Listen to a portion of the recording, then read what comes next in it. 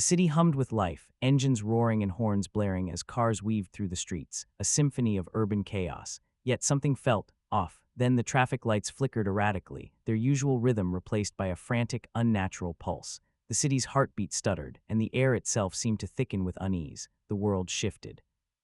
No longer was the focus on the bustling streets, no. It zeroed in on one man, standing alone amidst the chaos, his expression a mix of bewilderment and dawning horror.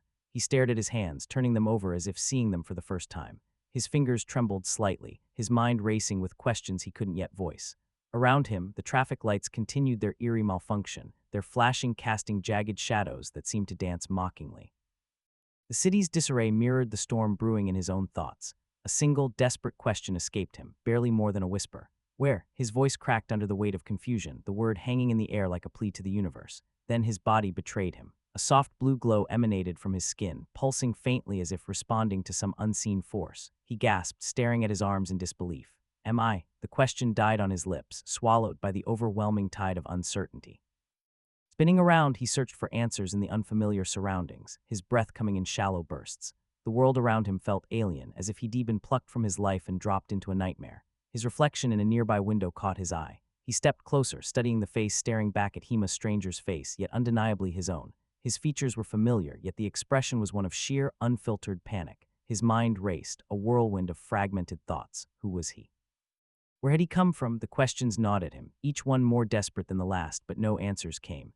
He clenched his fists, frustration boiling over. And who am I? The words tore from him, raw and anguished. What's my name? The silence that followed was deafening, the weight of his lost identity pressing down like a physical force. His gaze dropped to his shoulder, where an insignia stood out against the fabric of his unfamiliar clothing. He traced it with trembling fingers, as if hoping the symbol might unlock the floodgates of his memory. And am I wearing? The question trailed off, incomplete, as the insignia offered no cluesomely more questions. His fingers moved to the other shoulder, where another insignia glinted under the dim light. The weight of the unfamiliar fabric and the symbols etched into it only deepened his unease. A military uniform. The realization sent a chill down his spine, but the answer only led to more questions he wasn't ready to face. The fragments of his past remained stubbornly out of reach. His name, his purpose, everything slipped through his fingers like smoke. The emptiness gnawed at him, a hollow ache where memories should have been. His gaze lifted from the insignias, the silence around him suddenly shattered by a strange, mechanical whirring from behind. The noise was sharp, unnatural, and before he could even process it, his body tensed. What was he even doing here? The thought flickered, but the sound demanded his attention, sharp, insistent, and impossible to ignore. Instinct took over. His body twisted midair, muscles coiling with a speed that felt foreign yet familiar. The whirring grew louder, closer, and without a second thought, he braced himself for whatever was coming. Every ounce of strength he didn't know he possessed surged through his limbs. His fist flew forward, a blur of raw power, as if his body remembered what his mind could not.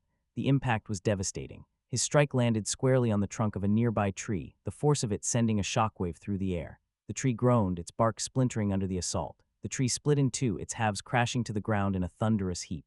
He stumbled back, his breath ragged, staring at the destruction in disbelief. What kind of strength was this? His hands trembled, not from fear, but from the sheer impossibility of it all. The dust settled, the silence returning like a suffocating blanket. His mind raced, trying to piece together the fragments of what had just happened. He had reacted without thought, his body moving on its own, as if guided by something deeper than memory. The whirring noise had triggered something primal in him. His instincts had taken control, and now, as the adrenaline faded, he was left grappling with the aftermath. What did it all mean? His gaze dropped to his hands, the same hands that had just shattered a tree with a single strike. They looked no different, yet they felt alien, as if they belonged to someone else entirely. This strength, where had it come from? The question echoed in his mind, unanswered. A sudden movement caught his eye and he flinched, his body still coiled for a fight. From the shadows, a robotic voice cut through the tension, polite and eerily calm. Nice to meet you, sir. The words hung in the air, a stark contrast to the chaos that had just unfolded. What was speaking to him now? The protagonist spun around, his instincts still sharp from the earlier chaos. The robotic voice clarified its origins, cool and methodical, revealing it wasn't just some disembodied presence, it was a combat support AI, embedded directly into his own body. The revelation sent a jolt through him, his mind racing with questions he hadn't even thought to ask yet. Embedded in his body, the words echoed in his skull, disbelief warring with the strange, undeniable hum of something foreign yet familiar pulsing beneath his skin.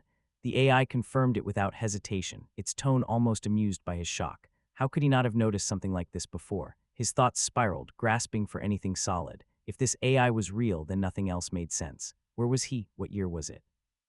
The questions tumbled out, desperate for answers, for some semblance of control in a world that had just turned upside down. The AI processed the request with eerie efficiency, scanning the environment before delivering its conclusion. Seoul, 2024. The words settled over him like a weight, grounding yet surreal. He was here now in a time that wasn't his owner, was it? The AI's next revelation hit like a physical blow. 2082.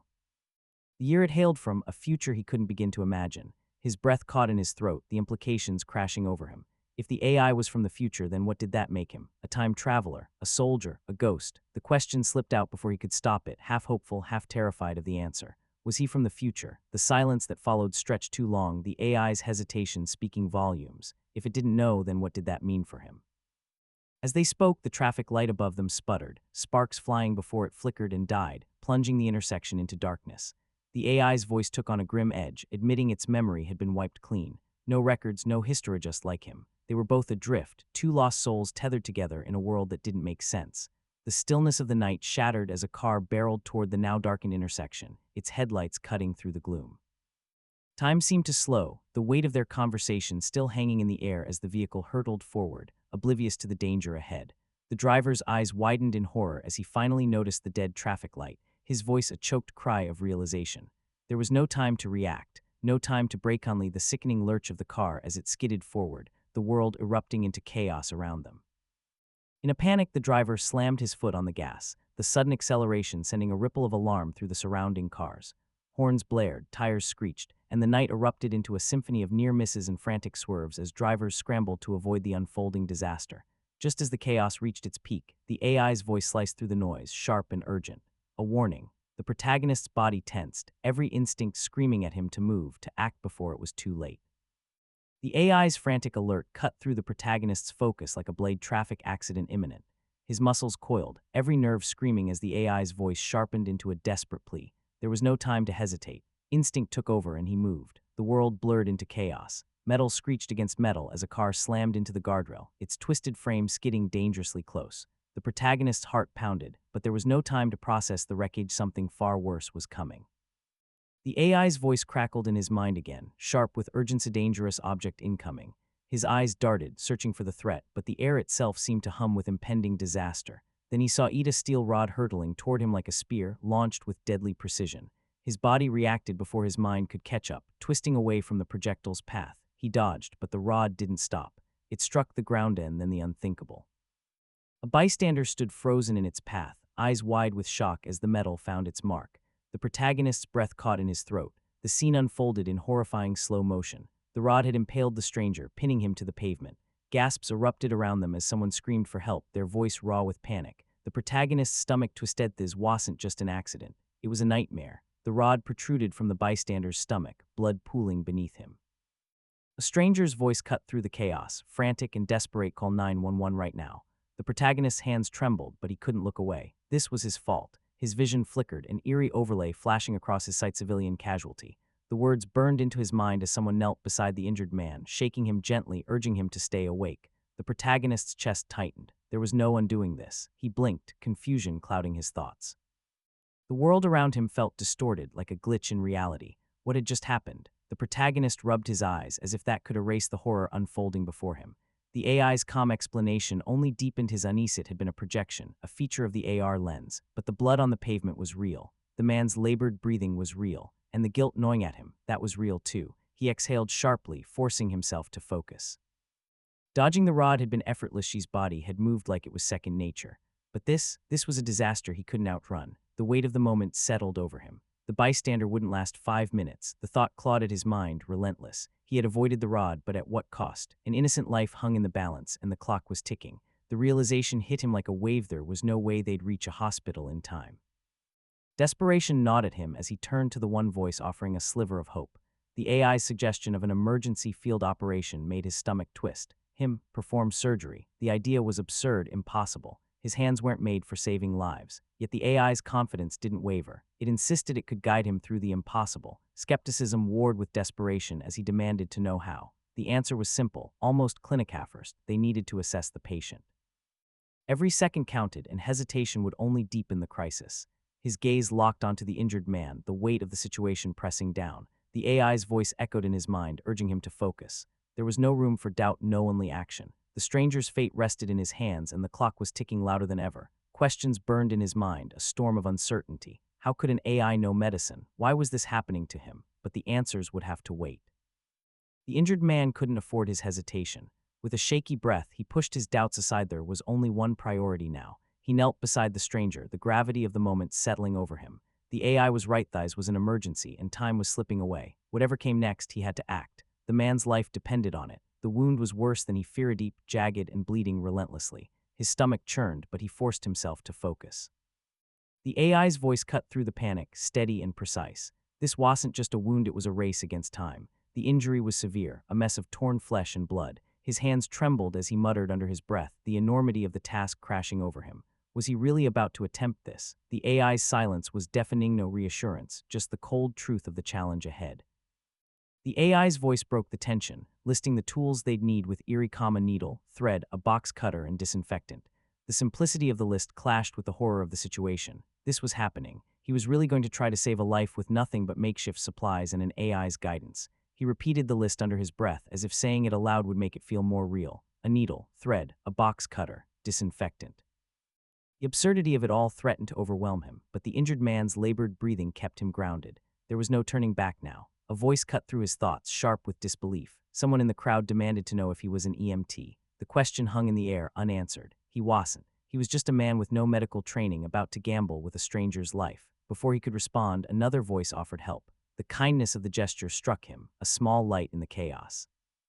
Maybe he wasn't entirely alone in this. Maybe the crowd's willingness to step up would be the difference between life and death. Doubt coiled in his chest. Could he really trust an AI with this? The stakes were too high to rely on something he barely understood. But as he looked at the injured man, the answer was clear. There was no other choice. He turned to the crowd, repeating the AI's list with a voice steadier than he felt. The crowd erupted into motion. Someone called out that they had the supplies, then another and another. Hope flickered in his chest as the voices overlapped, each offering what they could. The tools were coming: needles, thread, a box cutter, disinfectant. It was really happening. The supplies were laid out before him, a haphazard collection of tools that suddenly felt like the most important things in the world. Murmurs rippled through the crowd. Was he a doctor? The question lingered unanswered. He wasn't, but right now that didn't matter. All that mattered was the life in his hands. The crowd's murmurs grew louder, their confusion thick in the air. None of them had expected the Somyon, who didn't look like a doctor, yet here he was, poised over a life hanging by a thread.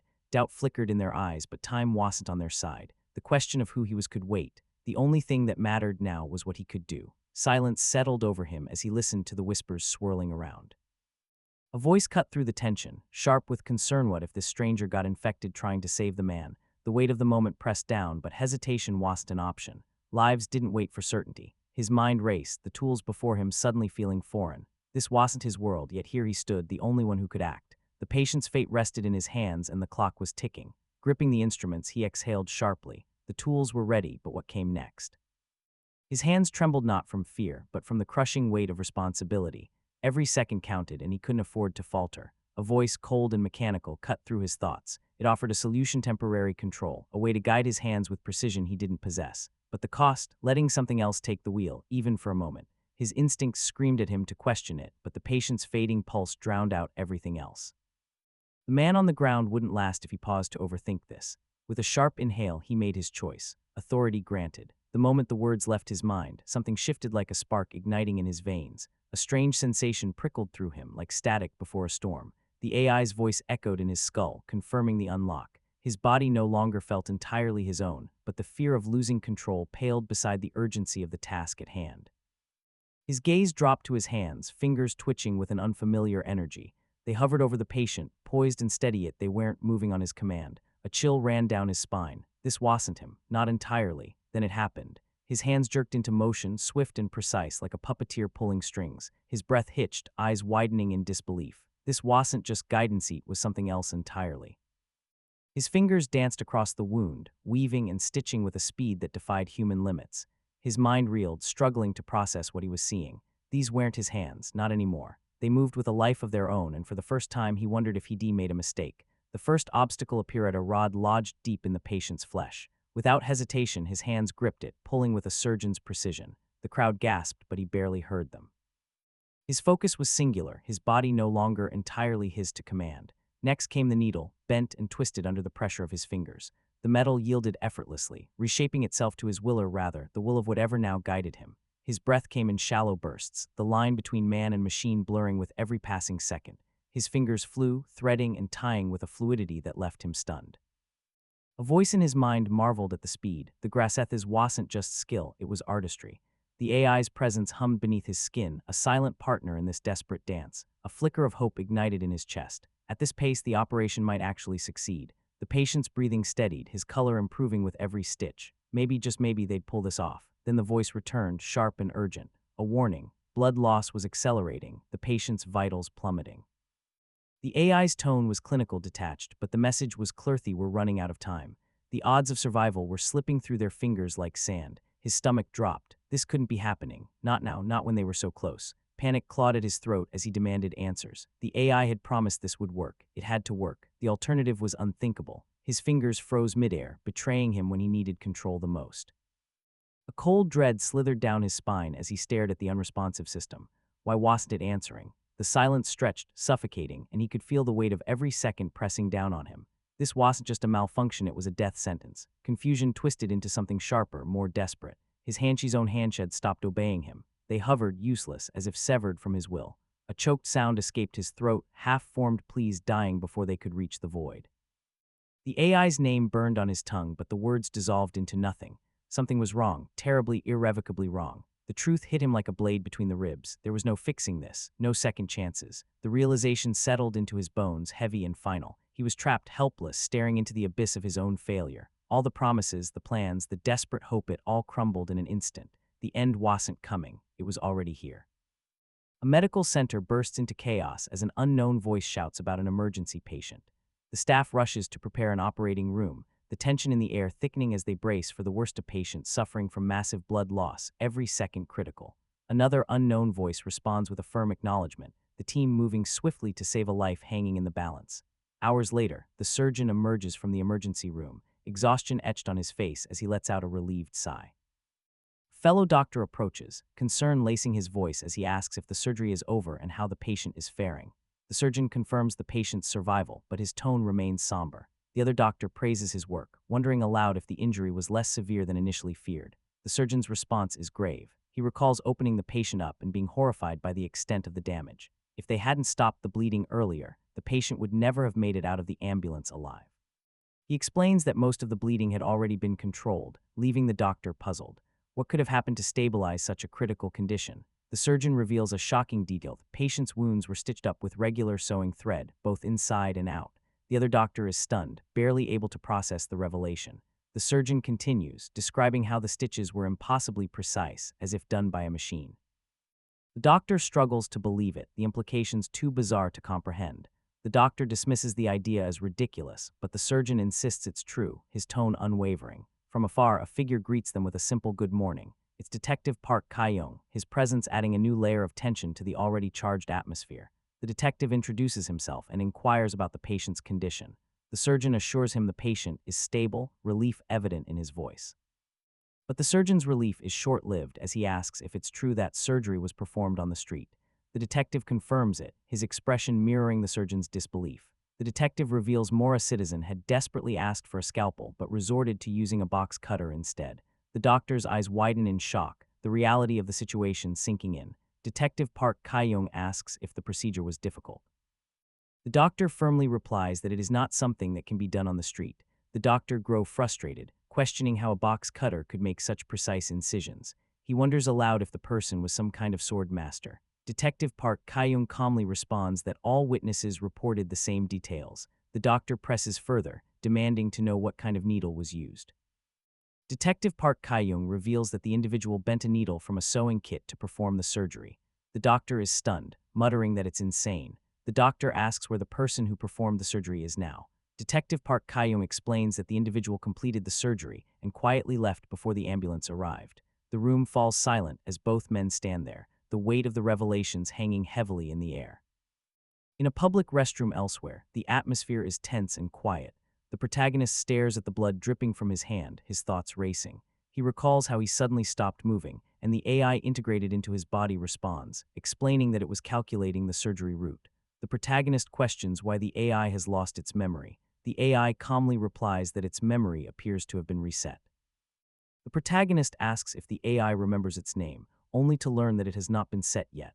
The protagonist decides to give the AI a name, asking what exactly it is. The AI responds that it is a combat-supporting AI implanted in his body. The protagonist ponders the name Combat Support AI and shortens it to something simpler, Jian Jiayin. From that moment on, the AI's name is set as Jian Jiayin. The protagonist questions why the AI isn't responding again. The AI clarifies that its name has been set to Jian Jiayin and offers to change it immediately if desired. The protagonist ponders changing the AI's name to Black Fire Dragon, but the AI swiftly replies that Jian Jiayin is fine. The protagonist notes the AI's quick response, hinting at a deeper curiosity about its nature. The protagonist discovers a patch on his arm labeled Earth Linian, which the AI explains is a special operations military uniform for the Earth Union. With a mix of confusion and acceptance, he assumes he might be a special forces agent who has lost his memory, trying to piece together his fragmented identity. Learning that the AI was created in 2082, the protagonist questions why they are in 2024. The AI admits it lacks enough information to explain the discrepancy, leaving him frustrated. He presses further, asking if the AI can gather data from the internet, but the AI's limitations become clear. The AI bluntly states that accessing the internet is impossible, as data input and output are restricted to prevent hacking risks. The protagonist's frustration grows as he realizes the AI's constraints, but he remains determined to understand their situation. The protagonist asks how the AI gathers information, and it explains that it relies solely on his five senses. For instance, if he tastes something delicious, the AI experiences it too. This symbiotic relationship deepens the protagonist's curiosity about the AI's capabilities. The AI clarifies that it outputs information using the protagonist's body and voice, but requires permission for temporary control. It will only assist during combat when necessary, highlighting its role as a support system rather than an independent entity. The AI admits there are things it cannot do, such as attacking directly, though it can assist with aiming. This revelation underscores the AI's limitations and its reliance on the protagonist's actions, adding layers to their dynamic. The protagonist concludes that the AI primarily assists in combat, meaning he must experience everything through his body to gather information about their situation. This realization weighs heavily on him as he prepares to take action. The AI confirms his conclusion, and with a mix of determination and resignation, the protagonist declares that their first step is to embark on a quest. The AI's presence feels both reassuring and daunting as they move forward together. The scene shifts, leaving a moment of silence as the protagonist processes the weight of his new reality. The AI's limitations and his own responsibilities settle in, creating a quiet tension. The protagonist looks around, his gaze sweeping over his surroundings as he searches for clues or a path forward. The world feels both familiar and alien, mirroring the confusion within him. The protagonist spots a location nearby, suggesting it might yield valuable information. However, Jian Jiayin, the combat AI embedded within him, interrupts his thoughts, asking if his memory has returned. He shakes his head, replying it feels more like instinct than recalled knowledge. The real issue, he admits, is their lack of funds to reach their destination. With empty pockets, he decides they need to earn at least 10,000 won first. But how? He ponders aloud, half-jokingly suggesting he could sing for money. The AI offers to assist, using his vocal cords to sing. Though hesitant, he agrees, granting the AI temporary control, curious about its intentions. After some time, he raises a spoon in his hand, his expression a mix of confusion and determination. He finds himself standing in a bustling park, the noise of the crowd blending with the rustling leaves. He questions the AI's insistence on singing, wondering how such a skill could be relevant in battle. The AI explains it was designed to boost morale among soldiers, though he remains skeptical. He nods, understanding the logic, but still puzzled. Why, he wonders, must they sing here in this park of all places? His gaze shifts to a nearby rock band performing, their energetic music drawing a massive crowd. He feels a pang of doubt, though, could he possibly outperform them? The crowd's cheers grow louder and he falls silent, his thoughts racing with uncertainty. His mind wanders, imagining the worst embarrassment, failure. The AI reassures him, suggesting that a higher level of skill will attract attention, though he's not entirely convinced. He hesitates, calling out to Jian, the AI embedded within him. The AI responds, ready and eager. He warns it not to overdo things, fearing he might embarrass himself. The AI simply replies that the show is about to begin, leaving him bewildered. He places a piece of cardboard on the ground, a makeshift stage for what's to come. His nerves are evident, but he presses on, determined to see this through. Seats are moved, the crowd adjusts, and he stands there, silent for a moment. The weight of the moment hangs in the air, and he feels the eyes of the world on him. He closes his eyes, steeling himself for what comes next. The world fades away, leaving only the song he's about to share. His voice rings out, immediately capturing the attention of everyone nearby. The sound is pure, unfiltered, and undeniable. The crowd is stunned, their expressions shifting from curiosity to awe. The sound he produces is unlike anything they've heard before. They gather closer, amazed and impressed, unable to tear themselves away from the performance. His voice weaves a spell around them, binding them to the moment. He continues, striking a pose as he sings, unsure if it's the right move. The AI reassures him, emphasizing the importance of engaging the audience. Across the way, at a rock band concert, whispers spread. Someone points out the singer with no instruments, no microphone, yet a voice that captivates. The curiosity is infectious, and the crowd begins to drift away from the band. The band watches in confusion as their audience slips away, drawn to the irresistible pull of his voice. The crowd is utterly taken aback. Some are moved to tears, their emotions raw and unguarded. His voice touches something deep within them. He continues to sing, his lyrics playful yet heartfelt. He wonders if this is going well, if the crowd is truly connecting with him. Meanwhile, whispers ripple through the audience, questioning who this mysterious singer could be. The crowd murmurs in awe, marveling at his vocal range, his ability to shift octaves effortlessly. Some wonder how he can produce such a voice, while others are simply spellbound by his tone.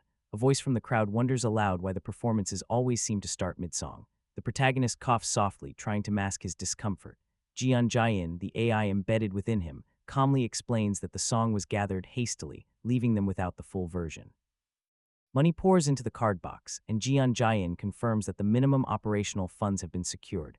The protagonist feels a mix of relief and urgency, knowing they can move forward, but time is still a pressing concern. The protagonist glances at the crowd, his expression unreadable. He mutters a quiet good job to himself, but his mind is already elsewhere. With a determined nod, he decides it's time to leave, the weight of his mission pressing heavily on his shoulders.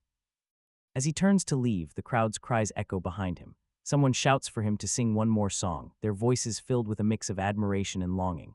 But the protagonist doesn't look back, his focus is already on the next step. From atop a nearby building, a girl watches intently, her eyes fixed on the fleeting figure of the protagonist. She listens to his voice, her expression a blend of curiosity and something deeper, something she can't quite name. The girl remains hidden, her attention fully captured by the sound of his singing.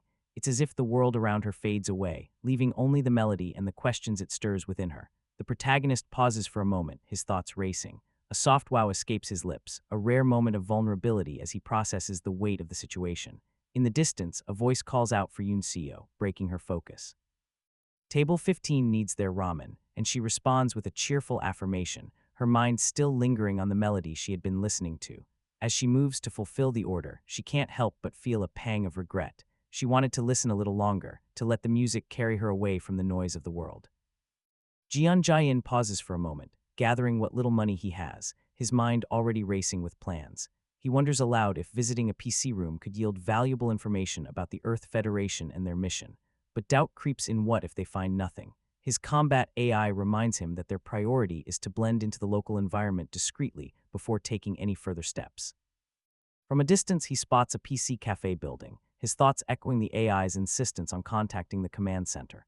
Discreet infiltration is the only way forward. He moves closer to the PC cafe, his heart pounding with a mix of determination and uncertainty. His eyes catch a notice posted nearby: PROOM is hiring, and they need an ID, resume, and experience.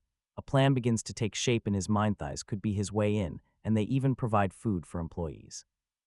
The AI chimes in, confirming that infiltrating the PC room would solve both their information gathering and food supply issues. It urges him to apply immediately. With a deep breath, he ascends the stairs, each step feeling heavy with the weight of his mission. He considers asking to stay there temporarily if he secures the job, knowing they desperately need a place to sleep tonight.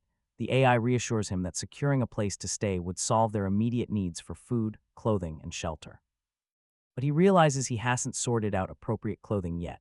The AI offers a solution: his military uniform has a disguise feature, using chameleonic, shape memory special fibers that can change into other forms. The outfit can be disassembled into multiple pieces, offering versatility in their plan. These pieces can then be reassembled into different forms, ensuring they blend in seamlessly with their surroundings. The protagonist marvels at the modular design of his clothing, eager to test its capabilities.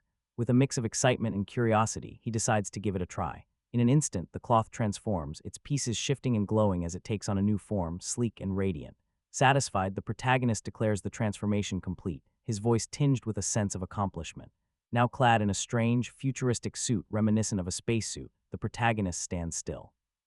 His embedded combat AI, Jian Jiayin, remains silent, observing the scene with unreadable intent. The protagonist examines his new attire, noting its similarity to the outfits worn by the singers he encountered earlier. He wonders aloud why his AI companion hasn't responded, the silence growing more noticeable. Two figures ascend the stairs, their conversation drifting over.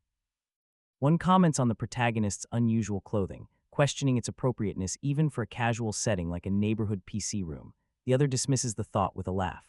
Their eyes land on the protagonist, his strange attire standing out starkly against the everyday backdrop. The two are left stunned, their expressions frozen in disbelief at the sight before them. Shock ripples through them as they struggle to process the bizarre outfit, their minds racing with questions. The protagonist remains unmoved, his stance calm and unyielding amidst the growing tension. The two figures quietly pass by, their silence heavy with unspoken thoughts as they avoid making eye contact with the protagonist. The air is thick with tension, the bystanders' discomfort palpable as they try to avoid embarrassing the protagonist. Yet he seems indifferent to their unease. With a final glance, the bystanders leave, their footsteps fading into the distance. Alone once more, the protagonist stands in silence, his thoughts unreadable, his purpose still a mystery. The protagonist can't help but notice the stares directed his way, their expressions a mix of bewilderment and alarm at his attire. He turns to Jian Jiayin, the combat AI embedded within him, questioning why she seems equally unsettled. Her response is calm, acknowledging the possibility that his clothes are causing the commotion. Without a moment's hesitation, the protagonist decides to change his outfit once more, determined to blend in. He mutters to himself, resolving to reassemble his look entirely. He adjusts his new attire, seeking Jian Jiayin's approval. Her response is immediate. Cap was a brilliant choice, perfectly suiting his role as a special agent. With her affirmation, he feels a flicker of confidence. Satisfied with his appearance, he takes a deep breath and declares they're ready to proceed, his tone steady and focused. He steps into the bustling PC room, his gaze scanning the space with a mix of curiosity and caution. His eyes sweep across the room, taking in every detail, every movement, as Jian Jiayin begins her analysis. Jian Jiayin's voice, calm and efficient, echoes in his mind as she systematically scans the PC room, her AI capabilities leaving no stone unturned. Her report is precise. 96% of the users are engrossed in their games, oblivious to their surroundings. She continues her assessment, confirming the convenience facilities and verifying payment methods, her efficiency unmatched. Jian Jiayin's analysis extends to the available food options, ensuring everything meets their needs. She identifies suitable locations for temporary residents, concluding that this place is ideal for their current situation. The protagonist nods, accepting her assessment with a quiet okay. The PC room hums with activity, patrons engrossed in their screens, unaware of the careful calculations and silent preparations unfolding around them. Cha Dongxiak, the PC room store owner, raises an eyebrow as he eyes the protagonist, questioning if he's there to apply for a job. Dongxiak presses further, asking if the protagonist has a resume or ID, to which the protagonist simply nods yes. Dongxiak's expression hardens, muttering that such presumption is unacceptable. Despite his frustration, Dongxiak offers a compromise that the protagonist can write up a resume there and bring his ID the next day. He explains that he's been struggling to manage the store alone, desperately in need of help. Dongxiak admits he's been stretched thin, unable to handle anything beyond the bare minimum. The protagonist calmly agrees to the terms, his response quiet but determined. Dongxiak's tone softens slightly as he muses that the protagonist's resume isn't terrible, but there's still a lingering doubt in his voice. Dongxiak's skepticism shows as he wonders aloud if the protagonist is there just to slack off. He adds that while the protagonist has a harmless look, he doesn't seem capable of much beyond cooking instant ramen. Dongxiak challenges the protagonist, questioning if he can even handle a frying pan. After all, the store sells food, and cooking skills are non-negotiable. The protagonist's embedded combat AI, Jian Jiayin, chimes in, confidently informing him that he possesses advanced field tactical cooking skills designed for soldier condition management. With newfound confidence, the protagonist declares he can handle the task. Dongxiak, surprised, tells him to prove it by making some fried rice. The protagonist agrees without hesitation. The protagonist steps into the cooking area, his eyes scanning the space with a mix of curiosity and determination. A flicker of surprise crosses the protagonist's face as he takes in the kitchen, the reality of the challenge sinking in. The protagonist's gaze sweeps over the ingredients needed for fried rice, his focus sharpening as he prepares to act. The The protagonist turns to his AI, Jian Jian, requesting assistance in making the fried rice taste exceptional. The AI responds, asking for temporary control of his hands to initiate the cooking process. The protagonist grants the AI control, his hands moving with a precision and skill that feels almost effortless. With the AI guiding him, the protagonist deftly prepares the tools and ingredients, every movement calculated and efficient. The protagonist opens the fridge, his movements still precise, though now tinged with a hint of curiosity. At the kitchen counter, he pauses, his gaze drifting as if lost in thought. He closes his eyes, a soft breath escaping his lips as he murmurs to himself, "Somehow this feels familiar." Then, almost as if guided by an unseen force, his body begins to move lightly, his hands taking over with a rhythm that seems instinctual, the AI's influence subtly guiding him. Elsewhere, Cha Dongseok, the PC room store owner, watches in disbelief, his eyes widening as he mutters in shock. What the? His thoughts race as he struggles to process what he's seeing. He admits he expected the protagonist to just stir-fry some frozen rice, but now, as he watches the meticulous preparation from scratch, his surprise deepens. Ingredients are being used with precision, each one adding to the growing complexity of the dish, and Cha Dongseok can only stare, his disbelief growing. Like this, he thinks, the protagonist's movements are almost hypnotic in their efficiency. In what feels like no time at all, a perfect fried rice is prepared, the aroma filling the air, and Cha Dongseok can't help but marvel at the speed. The protagonist hands the dish to Cha Dongseok, a quiet confidence in his voice as he declares it done, while the store owner struggles to comprehend the skill he's witnessing. Holding the dish, Cha Dongseok shakes his head, muttering that speed means nothing if the taste doesn't match, though his tone betrays a flicker of doubt. He scoops a bite, hesitating for a moment before clearing his throat, steeling himself to taste it. The store owner takes a cautious bite, his expression unreadable as he chews, the room falling silent. He continues to eat, each bite seeming to weigh heavier on his judgment, the tension in the room palpable. The protagonist waits anxiously for the store owner's reaction, his nerves on edge. He wonders aloud if his cooking is truly that bad, admitting he sampled it himself, hoping for some validation.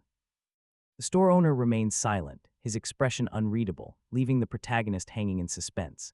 The silence stretches on, the store owner offering no feedback, and the protagonist's unease grows with each passing moment. Finally, the store owner, Cha Dongseok, breaks the silence, admitting he can't handle the tension any longer. Dongseok suddenly shifts gears, playfully calling out to an unseen auntie, asking for a bottle of soju before catching himself, realizing he's still in his PC room. Familiar face appears the girl from earlier, and Dongseok jokes about how the tension made him think he was at his favorite bar. The girl, however, is quick to snap him back to reality, reminding him it's the middle of the day. Dongseok introduces the girl as his niece, Cha Yun-seo, another employee at the PC room. She seems surprised to see the protagonist and lets out an impressed "wow." Yun-seo recognizes the protagonist instantly, her eyes lighting up as she connects him to the singer she heard outside earlier. The protagonist is taken aback, wondering how she could possibly know about his singing.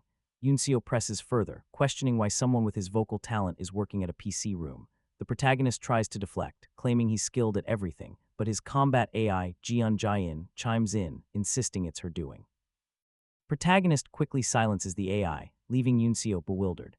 The protagonist clarifies that he wasn't addressing Yun-seo, but Dongseok interjects, thrilled to have someone who can cook. He playfully teases Yun-seo about her lack of culinary skills, lightening the mood.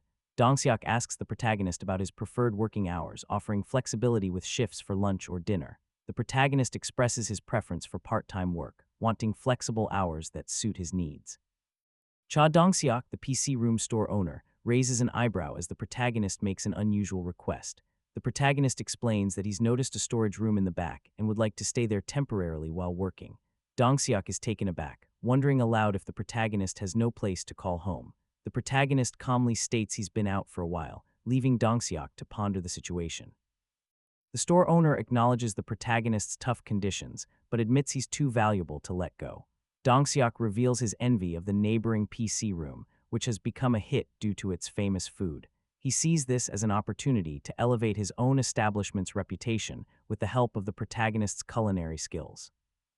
With a mix of ambition and desperation, Dongseok offers the protagonist a deal: can stay in the storage room, receive free lunch and dinner, and earn double pay for a week.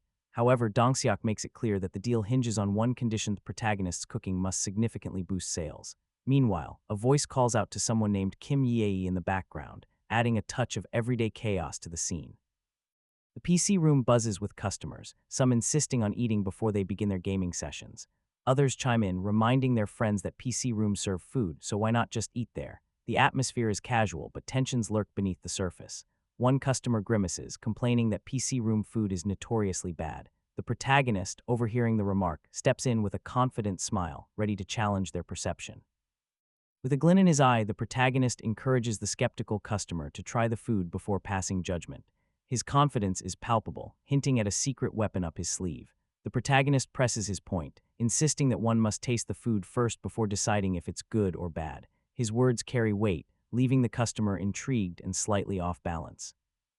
Without missing a beat, the protagonist begins preparing another plate of fried rice, his movements fluid and confident. The store owner and his niece watch in awe, their eyes wide with amazement at the protagonist's culinary skill, as if witnessing something extraordinary. The protagonist turns to the niece, asking if she could bring him a plate. She eagerly complies, handing him the dish with a bright smile, her enthusiasm palpable. The store owner, Cha Dongseok, can hardly believe his eyes. He marvels at the speed and precision, noting that not only is the dish ready, but the plating is perfect, as if crafted by a professional chef. Cha Dongseok instructs Yoon Seo to take the fried rice to the customers, his voice filled with pride and anticipation. At the PC station, the customers discuss the new employee, one of them noting his boldness, their conversation tinged with curiosity and skepticism. One customer dismisses the idea that a PC room could serve good food, scoffing at the thought. Another chimes in, mentioning the tough times for such businesses, suggesting they taste the food quickly and leave.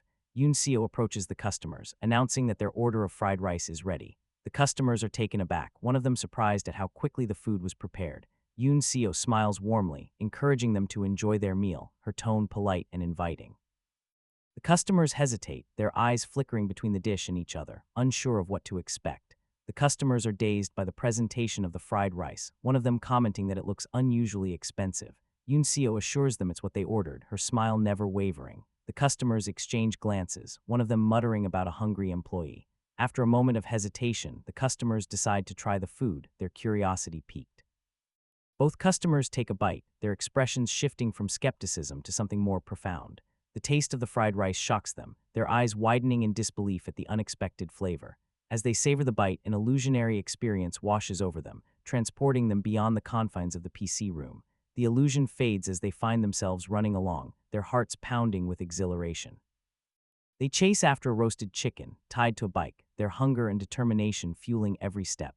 Finally, they catch up to it, their hands clutching the prize with triumph. No sooner do they secure it than their focus shifts. They waste no time, tearing into the roasted chicken, savoring every bite as if it were their first meal in days. A customer murmurs in awe, their words trailing off as the flavors overwhelm them. The taste is unforgettable, identical to their memories, and tears well up in their eyes. Their joyous shouts draw the attention of others, who can't help but wonder what all the fuss is about. One customer insists on ordering 2 more servings, their enthusiasm infectious, while others exchange glances, curiosity piqued. More customers chime in, placing orders left and right, the energy in the room reaching a fever pitch. Cha Lin-seo rushes back to the kitchen, her mind racing as she processes the sudden surge in demand. 12 orders for fried rice, all at onset news leaves her uncle, Cha Dongseok, stunned, his eyes wide with disbelief. He turns to the protagonist, uncertainty etched on his face, wondering aloud if they can handle such a massive influx. The protagonist leans in, whispering to his AI companion, Jian, seeking assurance that they can meet the challenge. Jian responds with confidence, explaining that tactical field cooking is designed for large-scale meals, and delicious food is a cornerstone of morale, especially for those who risk their lives. The protagonist praises Jian's skill, then tasks him with preparing 15 generous servings. Jian acknowledges the command, and time skips forward 3 hours. Cha Dongseok, the store owner, is overjoyed, exclaiming in disbelief at the sudden turn of events. He eagerly asks for the protagonist's name, his excitement palpable. Dongseok marvels at the incredible sales from just 3 hours of food service. The protagonist brings up the double pay agreement for the week, and Dongseok enthusiastically confirms, urging him to keep up the good work. Dongseok repeats his question, asking for the protagonist's name, his curiosity growing. The protagonist hesitates for a moment, then reveals a name that seems to surface from the depths of his memory, Na Kangin. In the background, Cha Lin-seo faints from the sheer delight of the leftover fried rice. Dongseok, thrilled, promises to clear out the storage room and stock up on ingredients, encouraging Na Kangin to keep up the excellent work. Jian, the AI, questions whether Na Kangin remembered his name. He admits it just slipped out and decides to use it until his real name comes to mind. Jian acknowledges the decision. Cha Lin-seo, Dongseok's niece, approaches Na Kangin with more fried rice orders. Dong Seok confirms he can handle it, trusting in his newfound asset. After a busy day, Nuk Hang-in sits down at one of the PCs, reflecting on their newfound place to stay. Yet, a lingering concern weighs on his mind. To receive his pay, Nuk Hang-in realizes he needs an ID. He turns to Jian, asking if the AI can hack into the database. Jian confirms, revealing hacking skills spanning from the early 21st century to 2082. Nuk Hang-in playfully suggests Jian could hack a bank with such skills, but Jian clarifies that his abilities are limited to local infiltration, nothing more. Nuk Hang-in sighs, his disappointment palpable. He had hoped for more, but it seemed expectations were meant to be tempered. Still, Nuk Hang-in pushes forward, questioning whether Jian could forge an ID, assuming they were to infiltrate in 2024 on a secret mission. Jian responds promptly, requesting temporary control of Nuk Hang-in's hands to begin the task. Nuk Hang-in grants permission, and Jian's hands begin typing on the keyboard. The system yawns and squints, a strange quirk as Jian announces the hack of the Korean government administrative database is complete. He urges Nuk Hang-in to keep his eyes open to collect visual information. Nuk Hang-in sighs, conceding to Jian's request, though his frustration is evident. He mutters under his breath, a sound of resigned annoyance. Suddenly, Nuk Hang-in pauses, his brow furrowing as he notices something unusual. What is this, he wonders, his curiosity piqued. Jian alerts him to an unknown issue. Information for Nuk Hang-in is already registered in the system. Nuk Hang-in's shock is clear as he whispers, "What?" Jian continues, revealing that Nuk Hang-in's fingerprints match the records, a revelation that deepens the mystery. The system confirms it a 100% match. The truth stares back at them, undeniable. Nuk Hang-in struggles to process the news. How could this be possible? He insists he is from the 2082 Earth Federation Special Forces, and Jian was created then as well. Nuk Hang-in questions further, asking if there is an Earth Federation in 2024. Jian checks online, scanning information from the UN and major countries. Jian's response is firm: there is no Earth Federation in 2024. The realization hangs heavily in the air. Nuk Hang-in grapples with the implications. Does this mean he exists simultaneously in 2024 and 2082? Jian admits there is insufficient information to determine the truth.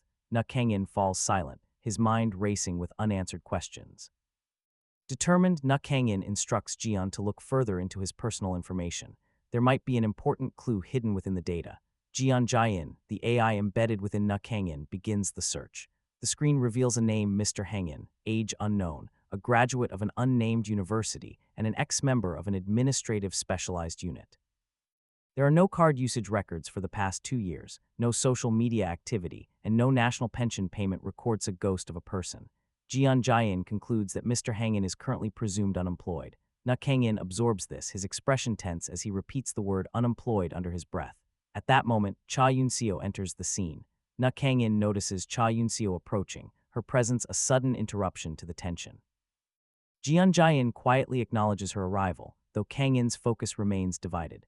Cha Yun-seo, the store owner's niece, watches Kang-in with curiosity. She remarks playfully that he types incredibly fast, her tone light and teasing. Yun-seo's curiosity grows as she wonders if Kang-in knows how to develop programs. Kang-in, however, feels uneasy and points out that it's rude to peek at other people's monitors, his tone guarded. Yun-seo reveals that her uncle gave her a card to go shopping with Kang-in. She eagerly suggests they go together, her enthusiasm bubbling over. Kang-in feels a sense of relief that she didn't see the sensitive information on the screen. Later that day, Yun-seo marvels at the rare freedom of being out during work hours, her face lighting up with joy as she takes in the moment. Yun-seo watches Kang-in in awe as he picks out items with remarkable speed. Kang-in, however, attributes his efficiency to the AI's instructions, his tone nonchalant. Jian Jian notes that the highest quality items were selected in less than 5 minutes. Yun-seo, impressed, comments on Kang-in's strength as he lifts heavy items with ease. Kang-in brushes off the praise, claiming the items are light. Yun-seo playfully reminds him of his earlier feat, flipping a pan with 15 servings in one hand. Yun-seo teases Kang-in, comparing his arms to steel. Jian Jian dismisses the flattery, but Kang-in remains silent, his expression unreadable. Yun-seo laughs, clarifying that her comment was just a metaphor. Kang-in, however, reveals that he wasn't talking to her, his tone cryptic and distant.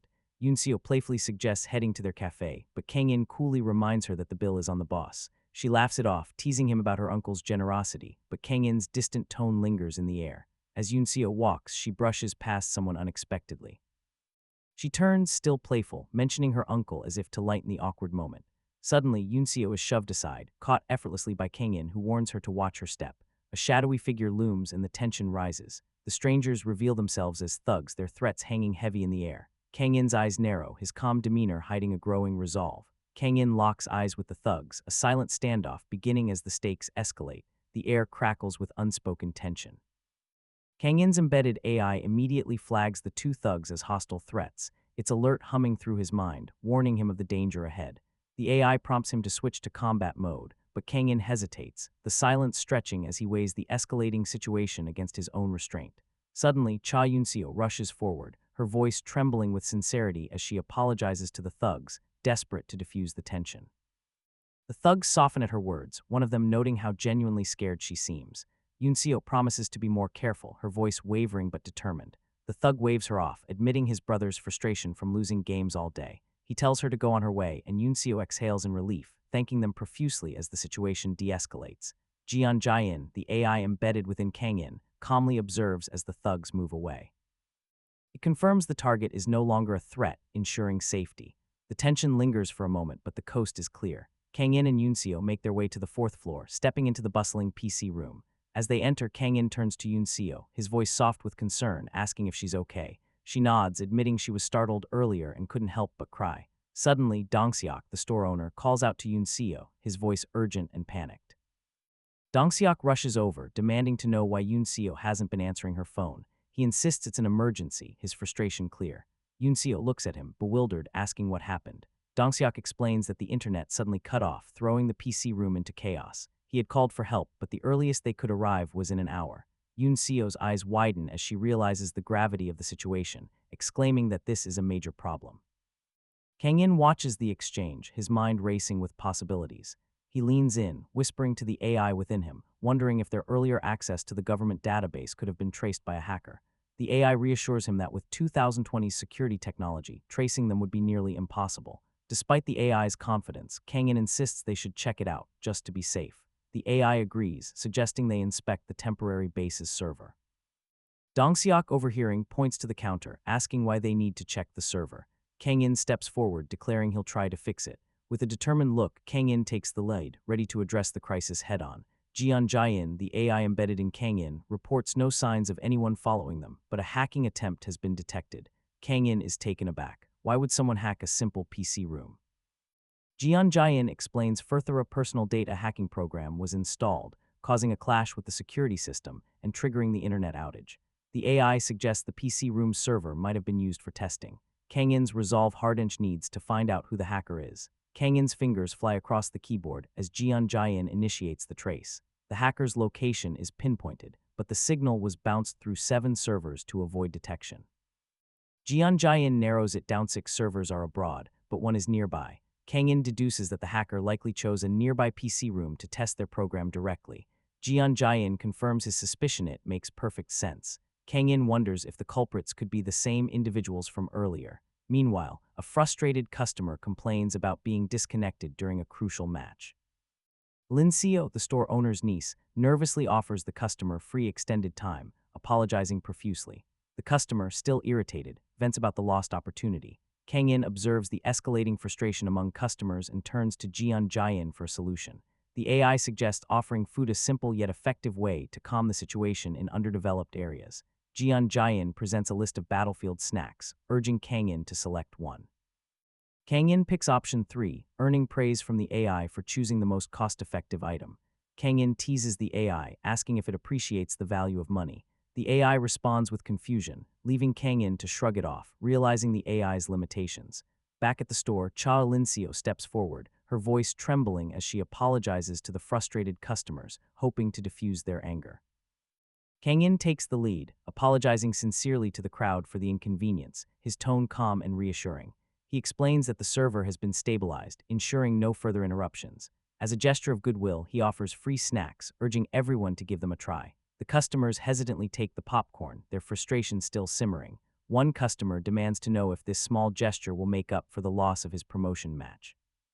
With a mix of skepticism and curiosity, the customer takes a bite, his expression unreadable. Silence falls over the room as the customer chews, his reaction still a mystery. Suddenly, shock spreads across the customer's face as if he can't believe what he's tasting. The customer lets out a string of sounds, his surprise turning into pure delight. Kang In watches in confusion, unsure of what's happening. Overwhelmed, the customer declares the snack incredible, claiming it gives him the energy to reach silver rank. He eagerly asks for another cup, his earlier anger completely forgotten. The customer thanks him profusely, his mood completely transformed, but Cha Lin-seo, the store owner's niece, watches in bewilderment, unable to process the sudden change. Lin-seo, curiosity piqued, grabs a handful of the snacks. She demands to know the secret behind their calming effect, wondering if some kind of magic was involved. The idea of a snack with such power fascinates her, and she can't resist the urge to try it herself. Without hesitation, she pops one into her mouth, her expression a mix of anticipation and skepticism. Her face lights up with pure delight, the flavors dancing on her tongue, a blend of spicy, sour, sweet, and salty, unlike anything she's ever tasted. Overwhelmed, Lin-seo marvels at the complexity of the snack, wondering how such a simple treat could evoke so many flavors. Kang-in, however, brushes it off, casually mentioning he just threw some ingredients together, as if it were no big deal. Kang-in steps out to address the store's internet issue, leaving Lin-seo with a task to distribute the remaining snacks to the customers who were affected earlier.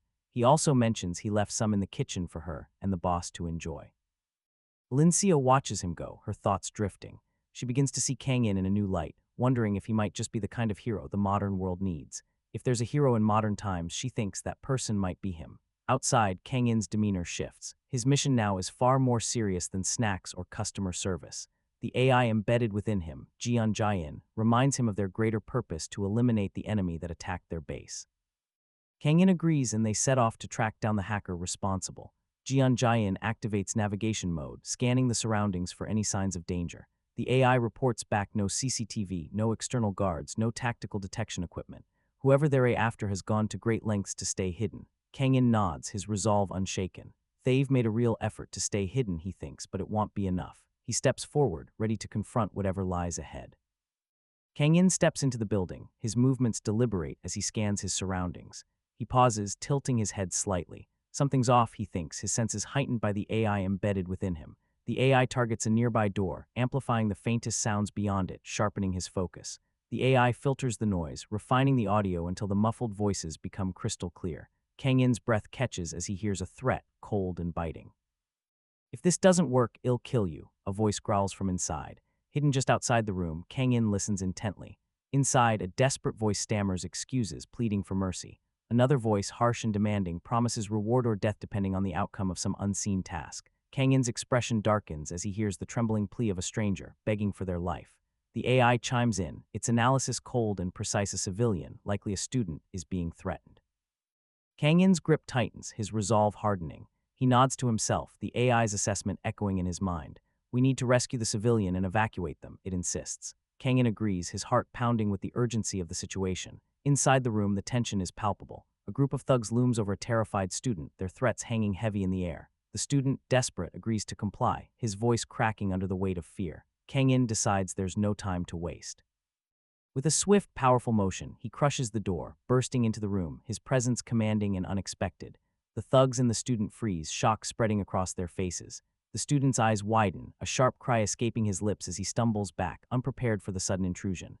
The main character steps into the chaos, a commanding presence filling the room.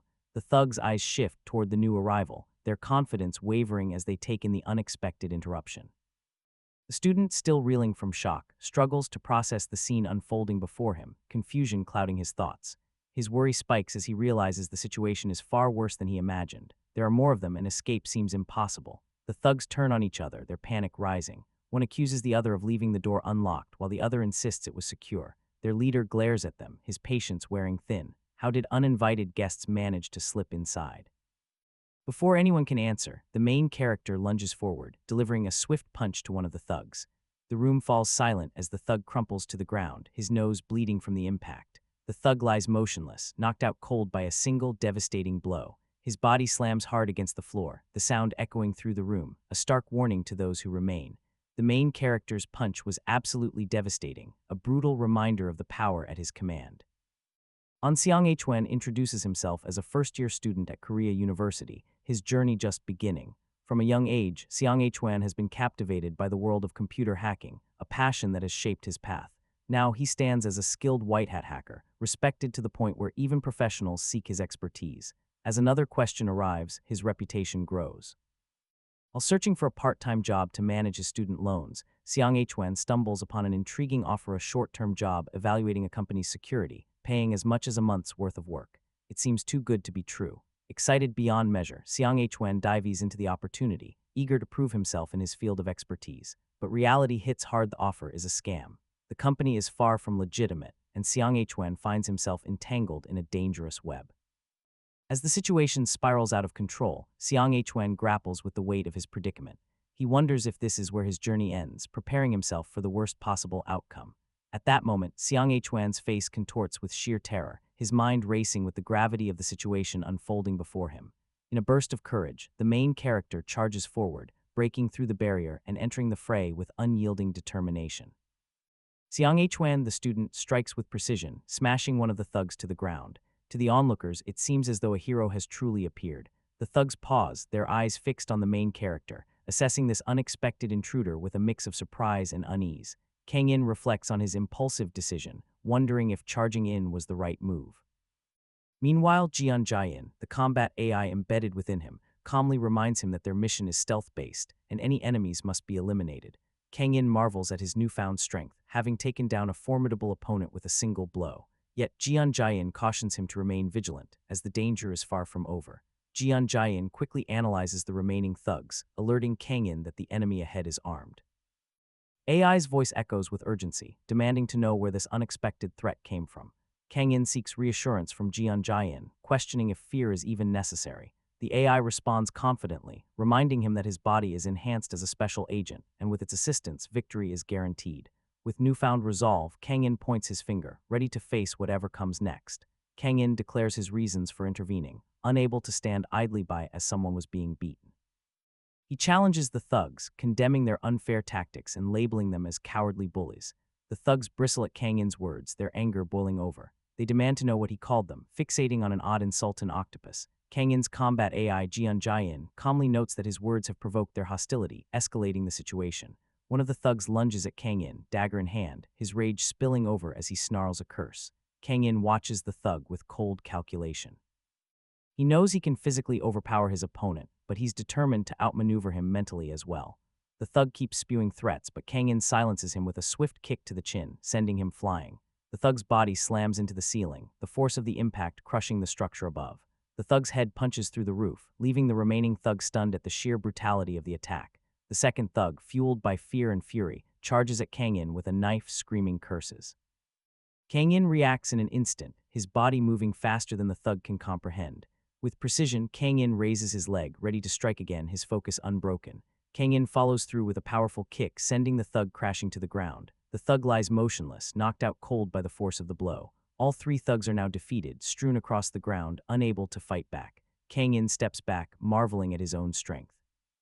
His kick felt almost effortless, yet it carried the force of 5 times that of an average human. Jian, the AI within him, confirms Ithai's movements are precise, almost mechanical, a testament to his enhanced abilities. A trembling student watches Kang In from a distance, his eyes wide with fear and curiosity. Jian explains that Kang In's strength has been enhanced, but not through anything as crude as steroids. Kang In struggles to grasp the extent of his newfound power, his mind racing with questions. Kang In realizes that his entire body, his eyes, ears, hands, and legs has been enhanced by the AI. Meanwhile, the student, Xiang Huan, grows increasingly suspicious. Kang In seems to be muttering to himself, and Xiang Huan's imagination spirals out of control. Xiang Huan's paranoia takes over. He wonders if Kang In is communicating through a radio, like the police, or if the government sent him to catch a hacker, specifically Xiang Huan himself. Xiang Huan's mind races back to his past hacking job, small acts of mischief, like hacking 5 million misos or changing a bully's Instagram password. Though he tells himself he was mostly innocent, guilt creeps in as he remembers the times he used his skills for less than noble purposes. Panic sets in as Xiang Huan grapples with his past actions, berating himself for the choices he made. He can't help but wonder if his past is about to catch up with him in the worst possible way. Xiang Huan stammers, desperate to clear his name, insisting he never intended to cause harm. He pleads that he was just a pawn following orders and begs to be believed. Xiang Huan's desperation grows as he swears he's a good person, trapped by circumstances beyond his control.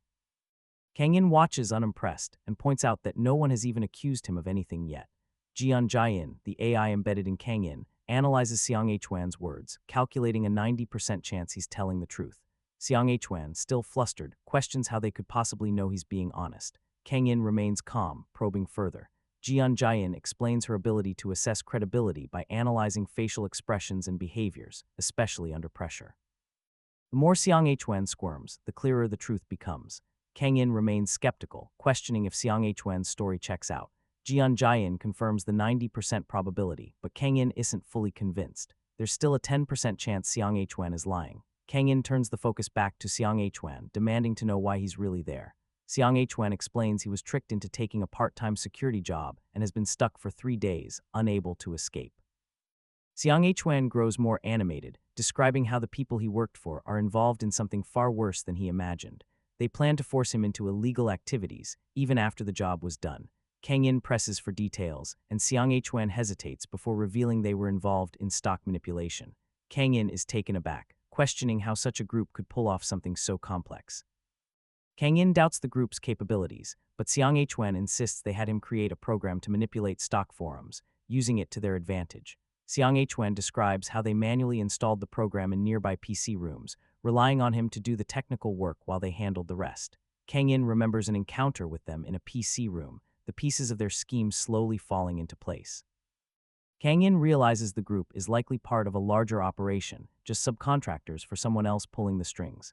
The stakes grow higher as the truth comes to light. Kang In takes a moment to process the situation. Since their temporary base wasn't the target, they're safe for now. But he can't just let this slide. He needs to take action against whoever is pulling the strings behind the scenes. Kang In suggests reporting the incident to the police, but Xiang Huan hesitates, confused.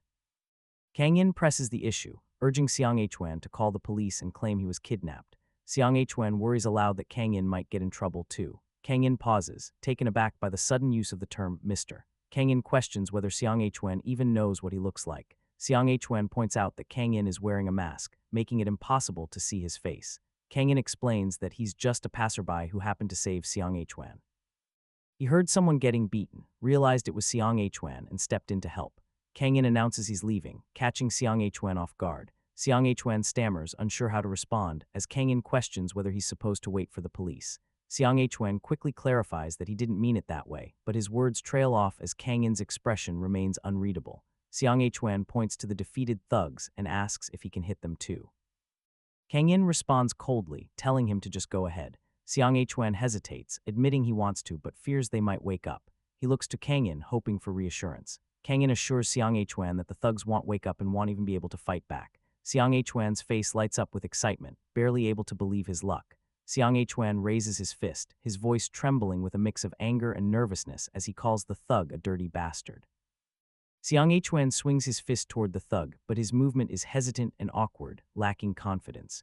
Just as Xiang Huan's punch is about to land, one of the thugs stirs awake, catching everyone off guard. Both Kang In and Xiang Huan freeze in surprise, their eyes wide as they realize the thug is waking up. After some time, the police arrive on the scene, their presence bringing a sense of urgency to the chaotic aftermath. A policeman pauses, his gaze landing on the battered thugs. He murmurs to himself, wondering how they ended up in such a state, questioning if they were beaten. The police split their focus, some examining the unconscious thugs, while another officer takes a statement from Xiang Huan, who stands nearby, still shaken. The officer confirms the thugs are alive but barely, then turns to Xiang Huan, pressing for details about what happened. Xiang Huan recounts his ordeal, his voice trembling as he describes being held captive for 3 days, beaten, and forced to create a stock manipulation program. He admits they threatened to kill him if he failed, his fear still raw in his voice. The policeman frowns, skeptical, wondering if the thug's condition could be from overwork. Xiang Huan panics, insisting he didn't harm them. A passerby heard the commotion and stepped in to help. Off to the side, detectives huddle, discussing the case in hushed tones. They agree that these thugs couldn't have orchestrated the stock manipulation alone, someone else is pulling the strings. One detective suggests interrogating the thugs as soon as they wake up in the hospital, reasoning that they might reveal something while still groggy from their injuries. Another detective raises a key question: who beat these thugs so thoroughly? Xiang Huan's statement only mentions a mysterious passerby, leaving the detectives puzzled.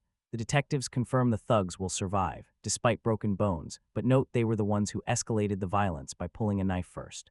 One detective asks what their next move should be. Another responds firmly secure the CCTV footage and identify the person who intervened.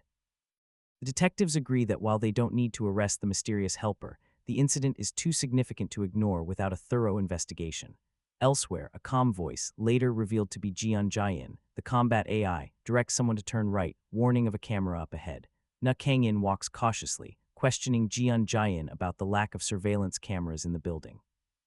Jiayin, the combat AI embedded within him, assures him there are none, emphasizing the need to complete their mission thoroughly. Kangin lets out a sigh of relief, admitting he was caught off guard earlier. He didn't expect their targets to recover so quickly after being struck. Jiayin explains it was merely a reflex, a natural reaction from people with exceptional agility. Curious, Kangin asks Jiayin if she has a phone function, but the AI responds that she lacks such capabilities. Disappointed, Kangin decides he'll need to purchase a smartphone.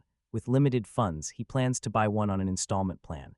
Since that fateful day, 3 days have passed. The day after rescuing the hacker civilian, Kangin visited the address registered under his name, hoping to uncover more about his past. The location turned out to be an empty field in Gangwon province, with only rumors remaining of a structure that had burned down long ago. The emptiness of the place leaves Kangin with more questions than answers. Who is he and what was he doing there? Was he truly communicating with someone from the future, or is he a traveler from a time yet to come? With no leads to follow, Kangin is left with nothing but unanswered questions. He returns empty-handed, the weight of his unknown past heavier than ever. The silence of the moment reflects the emptiness of his search. Back at the PC cafe, life resumes its peaceful rhythm, and business flourishes more than ever before. Kangin notes how Cha Yunseo's popularity as a part-timer has turned the cafe into a must-visit spot, all thanks to a certain influencer's influence. The cafe's special dish is only available when Kangin is around, as he often steps out to gather information. Surprisingly, this random sales tactic has paid off, keeping the cafe bustling with customers whether Kangin is there or not.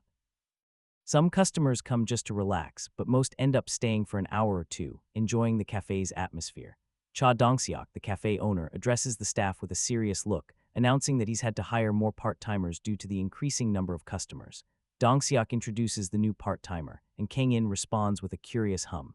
The new part-timer greets everyone politely, though their identity remains a mystery for now. The new part-timer is revealed to be An Seong-hwan, the same civilian Kangin rescued from captivity just 3 days ago. Dongseok learns that Seong-hwan is studying computer science and has always been good with computers, offering to fix any issues that arise. Seong-hwan expresses his enthusiasm to work alongside everyone, and Dongseok is thrilled to have 2 reliable part-timers on the team.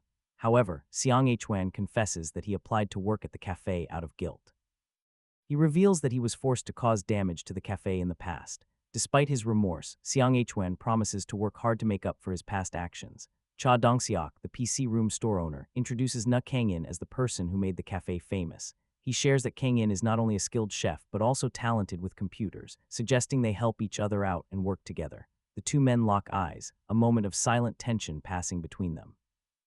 Seong-hwan hesitates, a flicker of realization crossing his face. Seong-hwan grows worried, wondering if something is amiss. Seong-hwan tries to confirm his suspicion, asking if Kangin is indeed older than him. Kangin admits it, though his response is guarded. Seong-hwan introduces himself enthusiastically, unaware of Kangin's internal turmoil. Kangin breathes a sigh of relief, realizing Seong-hwan doesn't recognize him. Kangin introduces himself, but his AI, Jian Jiayin, warns him that working with Seong-hwan could expose his identity. It advises firing Seong-hwan to avoid risks. Kangin feels conflicted, unable to bring himself to betray Seong-hwan, especially since the younger man now addresses him as Hayoung, an affectionate term for an older brother. He decides to look forward to working together, despite the AI's warnings.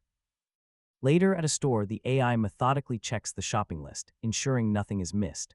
With all items accounted for, the AI confirms the purchases are complete and the receipts securely kept. Kangin nods, satisfied with the meticulous management. Kangin notes the AI's unusual focus on money and food, questioning its priorities. The AI begins to explain, but its response trails off awkwardly. The AI rambles about money management, leaving Kangin wondering if it's malfunctioning. Kangin acknowledges the AI's practical skills in managing money and detecting danger, but reflects on how true happiness lies in simply enjoying good food. Kangin surveys the area, only to be interrupted by his combat AI, Jiayin, alerting him to a fire hazard nearby.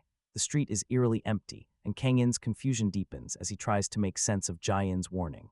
Kangin accuses Jiayin of faking a malfunction to avoid the topic of danger, but the AI firmly denies it. Just as Kangin dismisses the warning, a nearby building erupts into flames, catching him completely off guard. Kang-in stands frozen, shocked by the sudden explosion and the realization that the danger is real. Panic erupts as flames consume the building, with bystanders screaming for help amid the chaos. Kang-in snaps out of his shock, processing the fact that a real fire is raging before his eyes. He reminds himself that his body is equipped with Jai-in, a combat support AI, designed for situations just like this. His eyes are enhanced with augmented reality technology, allowing him to assess the situation with precision. Auxiliary modules in his ears provide real-time updates, while his legs are fortified with enhanced strength. With these augmentations, Kang-in feels a surge of confidence, knowing he has the power to act. He resolves to take control of the situation, declaring that a fire like this is no match for his Abalatish can extinguish it in one swift move. Kang-in strikes a confident pose, his body radiating determination as he prepares to unleash his power. With a dramatic flourish, he stretches out his hand, mimicking the classic stance of a powerful energy blast. This is it, he thinks. His fire-extinguishing beam will save the day. He shouts for it to launch, pouring all his focus into the moment. But nothing happens. A nearby child watches in disbelief, stunned by the awkward display. Jai-in, the combat AI embedded within Kang-in, breaks the silence, questioning if he's lost his mind. A distant scream pierces the air, a desperate cry for help echoing from somewhere unseen. Kang-in stiffens, his attention sharply pulled toward the sound, a mix of confusion and concern flickering across his face. The source of the panic becomes clear: a girl, trapped atop a burning building, her cries for rescue growing more frantic. Bystanders point upward, their voices overlapping in a chaotic chorus of alarm and helplessness. The fire's intensity climbs, its crackling roar a grim reminder of the ticking clock. Kang-in wastes no time, his mind racing as he dons his mask. He turns to Jai-in, the AI within him, questioning the estimated arrival time of the fire truck. Jai-in calculates swiftly, factoring in traffic, and delivers the harsh truth: at least 4 minutes remain before help arrives, a lifetime in the face of the raging inferno. Around them, people scatter, fleeing the chaos as the fire spreads. Kang-in watches, his thoughts tumbling. He admits to Jai-in that he lacks the means to freeze the flames, a power he wishes he possessed. Jai-in responds thoughtfully, raising a philosophical question: would he still be human if he wielded such abilities? The blaze grows fiercer, its heat a tangible force. Kang-in grapples with the situation, desperate for a solution. He asks Jai-in for the simplest way to extinguish the fire, but the AI's practical answer, calling a fire, truculently deepens his frustration. The realization that he's powerless to act immediately weighs heavily on him, a bitter pill to swallow. The AI Jai-in delivers a grim warning: the flames will reach the roof in just 4 minutes. If they don't act immediately, the odds of survival for those inside plummet to a mere 1%. Kang-in steels himself, pulling on a face mask, his determination silent but unyielding. He urges Jai-in to find an entry route, his focus laser-sharp on the task at hand. Jai-in calculates, her voice coldly analytical. There are no clear paths inside the building. However, she plots a route that avoids the toxic gas, guiding him upward. Kang-in dashes forward, scaling the buildings with agility. He jumps from one point to another, his movements precise and relentless as he climbs higher. Onlookers gasp, a mix of awe and disbelief. Some wonder if he's crazy, while others realize he's going to save them. Kang-in orders Jai-in to check for survivors on other floors. She responds: Gremlino movement detected, most likely evacuated after the explosion. Kang-in acknowledges the update with a tense nod, his resolve unbroken. The crowd watches in amazement. A child points, comparing him to a superhero, while others struggle to comprehend his feat, wondering if he's a professional climber.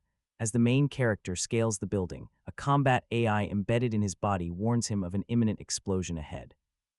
The tension rises as the AI urgently alerts him to the danger lurking just out of sight. A fire roars to life, spreading rapidly toward the window he is climbing. The heat intensifies, and the main character braces himself, fully aware of the growing threat. In that very moment, the window explodes, sending flames bursting outward. The main character clings to the edge, narrowly avoiding being blown away by the force of the blast. Tightening his grip, he continues his ascent, grateful for the strength that saved him. The AI reminds him of its warning, but the main character, still shaken, questions what it said. The exchange is tense, a mix of relief and lingering doubt. Finally, he reaches the rooftop and leaps across the gaps between buildings, determined to reach the girl. His every move is fueled by urgency, driven by the knowledge that time is running out. The girl huddles in the corner, terrified and overwhelmed. The main character arrives, his presence a beacon of hope amid the chaos. He lets out a sigh of relief, thankful to have made it in time. She is in tears, her fear and desperation palpable. The main character approaches her cautiously, his heart aching at the sight of her distress. He reaches out his hand, offering her a lifeline in this moment of despair. She looks up at him, her eyes filled with a mix of fear and hope. Overwhelmed, she begins to cry, clinging to him as her savior. Her tears are a testament to the ordeal she has endured and the relief she feels in his presence. The fire reaches the top of the building, its flames licking at the edges. The AI warns of the increasing danger, its voice cold and calculating as it assesses their dwindling chances of survival. The girl trembles in fear, her voice breaking as she questions whether they will make it out alive. The main character, trying to maintain his composure, urges her to stay quiet as he quickly calculates their next move. With the AI's enhancements in mind, the main character devises a plan. If he holds her tightly and leaps to the next building, they might just survive the jump unscathed. It's a desperate gamble, but it's their best shot at escape.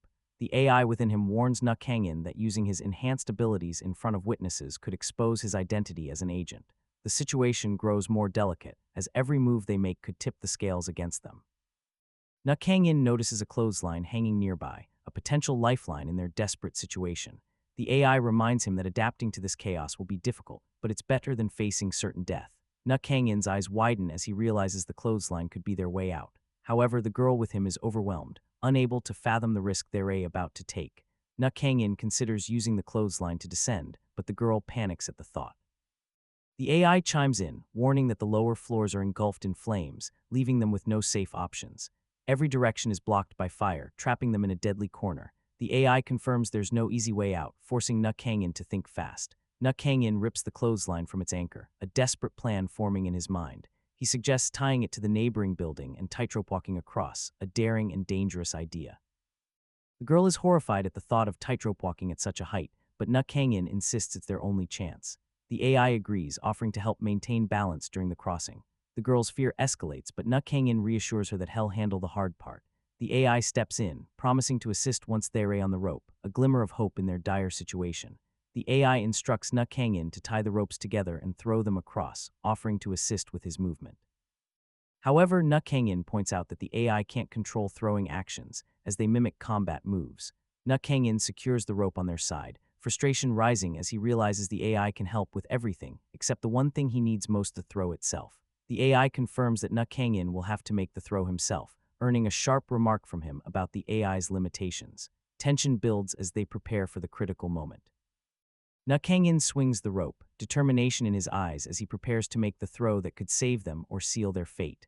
With a grunt of effort, Nuk Hangin hurls the rope toward the neighboring building, calling on the AI to help him make the fine adjustments needed to secure their escape. The rope snaps taut, locking onto a steel ladder bolted firmly to the ground, their lifeline secured. Nuk Hangin urges them to move, but the girl hesitates, panic rising as she shakes her head, unable to take the first step. Without a moment's delay, Nuk Hangin firmly grasps the girl and lifts her, her cries of fear echoing as she clings to him, terrified of being dropped. Bystanders watch in disbelief as Nuk Hangin carefully traverses the rope, carrying the girl, their fate teetering with each step. Voices from below call out in desperation, urging someone to cushion their fall if they slip. The girl's panic escalates, her pleas for help and cries for her mother breaking through the tension. Nuk Hangin commands her to stay still, every movement risking their precarious balance. Nuk Hangin reassures himself they'll make it at this pace, but Jian Jian, the AI embedded within him, responds with caution, sensing something amiss. Jian Jian alerts Nuk Hangin to an unexpected complication. The rope is fraying faster than anticipated, their time running out. Jian Jian urgently questions how much longer they have before disaster strikes. The AI's grim assessment follows. At this rate, the rope will snap before they reach safety. The rope burns and frays, thinning rapidly under the strain, their lifeline weakening with each passing second. Nuk Hangin notices the dire state of the rope, a frustrated sound escaping him as he grapples with their dwindling options. The rope, their last lifeline, thins and snaps, sending them plummeting downward. The world tilts as they fall, desperation and gravity pulling them into an inevitable descent. In that critical moment, Nuk Hangin acts on instinct, hurling the girl toward the neighboring building. It's a gamble, but her safety is all that matters to him now. The girl lands hard on her buttocks, but miraculously, she's unharmed. A pained grunt escapes her lips, the shock of the impact sinking in, but she's alive. Back at the crumbling rope, Jian Jian, the combat AI embedded in Nuk Hangin's body, observes the deteriorating situation. The rope burns and frays, thinning rapidly until finally it snaps under the strain. With the rope gone, Nuk Hangin is left with nothing to hold on to. He falls, gravity claiming him as his world spirals into uncertainty. As Nuk Hangin plummets, the AI within him, Jian, quickly calculates his next move, processing every variable to find a solution. In a split-second decision, Nuk Hangin reaches out and grabs the rope, wrapping it tightly around his hand. Desperation surges through him as he wonders what to do next. His gaze shifts, eyes darting for any opportunity to escape his deadly descent. With a burst of determination, he swings the rope, using the momentum to hurl himself toward the building's wall. The instant his body makes contact with the building, he feels a glimmer of hope. Defying gravity, Nuk Kang-in begins to run along the side of the wall, using the rope to counter the relentless pull of his fall. Onlookers stare in disbelief, their voices echoing in shock. He's alive, they exclaim, as he races along the building's edge. With one final leap, Nuk Kang-in propels himself toward the rooftop, his heart pounding with the thrill of survival. At last he lands safely on the roof, his body battered but his spirit unbroken, ready to face whatever comes next. Nuk Kang-in can barely believe he made it. He reflects on the fact he thought he was finished. He approaches the girl, who winces in pain. Nuk Kang-in asks if she's okay. The girl is shocked, thinking he had perished. Nuk Kang-in quickly reassures her he's alive and tells her to stay put for safety. The girl's confusion grows as she questions how he survived the fall. She wonders aloud if he's some kind of superhuman. She then questions why he speaks so casually to her.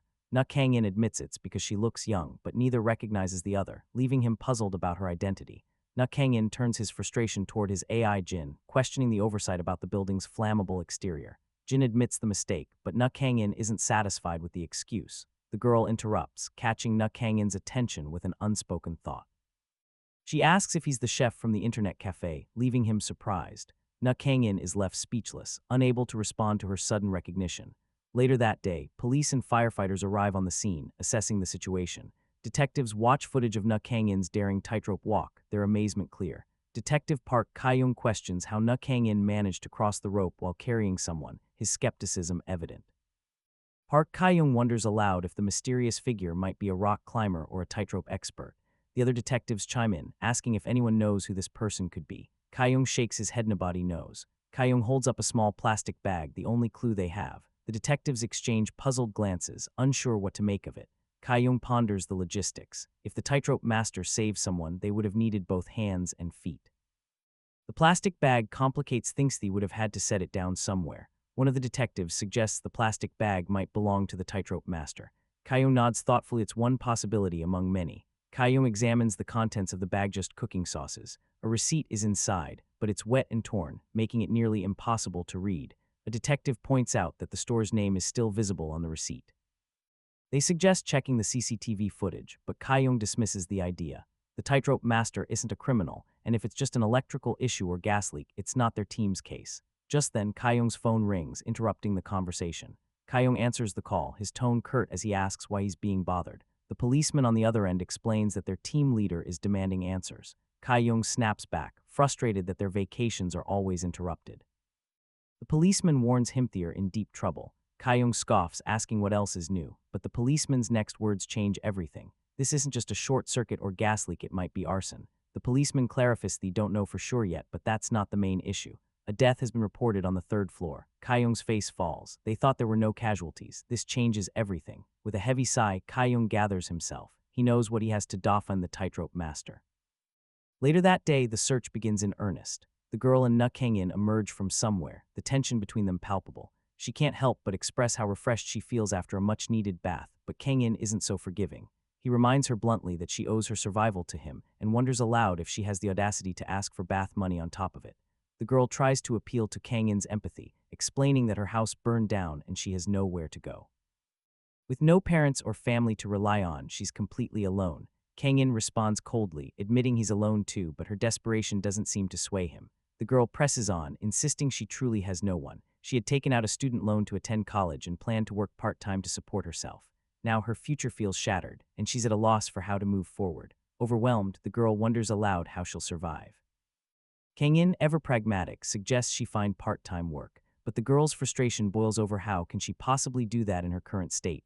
The girl's desperation grows as she struggles to find a way forward. She feels trapped, unsure of how to even begin rebuilding her life. Suddenly, the girl has an idea. She remembers that Kang-in's internet cafe is hiring part-timers. She pleads with him to help her get a job there, but Kang-in brushes her off, saying goodbye as if to end the conversation. Undeterred, the girl begs Kang-in to reconsider. She suggests they go together to submit their resumes, but Kang-in insists she speak to the boss directly, as he's just a part-timer himself. The girl, determined, proposes they go together to hand in their resumes. Kang-in, exasperated, finally gives in, though his reluctance is clear. Kang-in, curious, asks how she recognized him. The girl explains she's a frequent visitor to the internet cafe because of her job as a game streamer. Kang In is taken aback, uncertain what to make of her revelation. The girl proudly declares she's a somewhat popular game streaming beauty, though she streams from the cafe since she doesn't own a computer at home. Kang In's skepticism grows. He questions her appearance, wondering if she's truly as popular as she claims. The girl, confident, challenges him to judge for himself. Kang In presses further, asking if she's actually skilled at games. The girl hesitates, her confidence faltering slightly. Kang In's doubts persist as he inquires about her subscriber count. The girl admits somewhat sheepishly that she has 30. Despite his reservations, Kang In agrees to accompany her to submit their resumes. The girl's excitement is evident as she eagerly agrees, hopeful for a chance to turn her situation around. At the PC store, Alincia, the store owner's niece, notices Kang In and calls out to him, her tone sharp with annoyance. Alincia's frustration grows as she questions why Kang In is so late. He seems distracted, barely registering her irritation. Alincia's eyes narrow as she tries to place the new face. Ariam, the eager new part-timer, introduces herself with a bright smile, but Kang In quickly interrupts, stating that she's not officially hired yet. Alincia's suspicion deepens as she presses Kang In about returning empty-handed from his errand. He admits he lost the items while watching a fire, a detail that Alincia seizes on with a mix of disbelief and amusement. Alincia teases Kang In, suggesting his fascination with the fire likely cost him his belongings. Kang In, unbothered, offers to have the loss deducted from his wages, his tone dismissive. Kang In's AI, Jian, activates, its voice calm and analytical. Kang In responds with a curious hum, unsure of what the AI has detected. Jian explains that based on its analysis, many people likely filmed the fire incident. The AI's tone is methodical, assessing the situation with cold efficiency. The AI proposes searching the internet to gather information about the incident. Kang In agrees, his focus sharpening as he prepares to act. Together, they begin scanning articles and footage of the fire. Kang In's expression darkens as he realizes just how many times the event was recorded.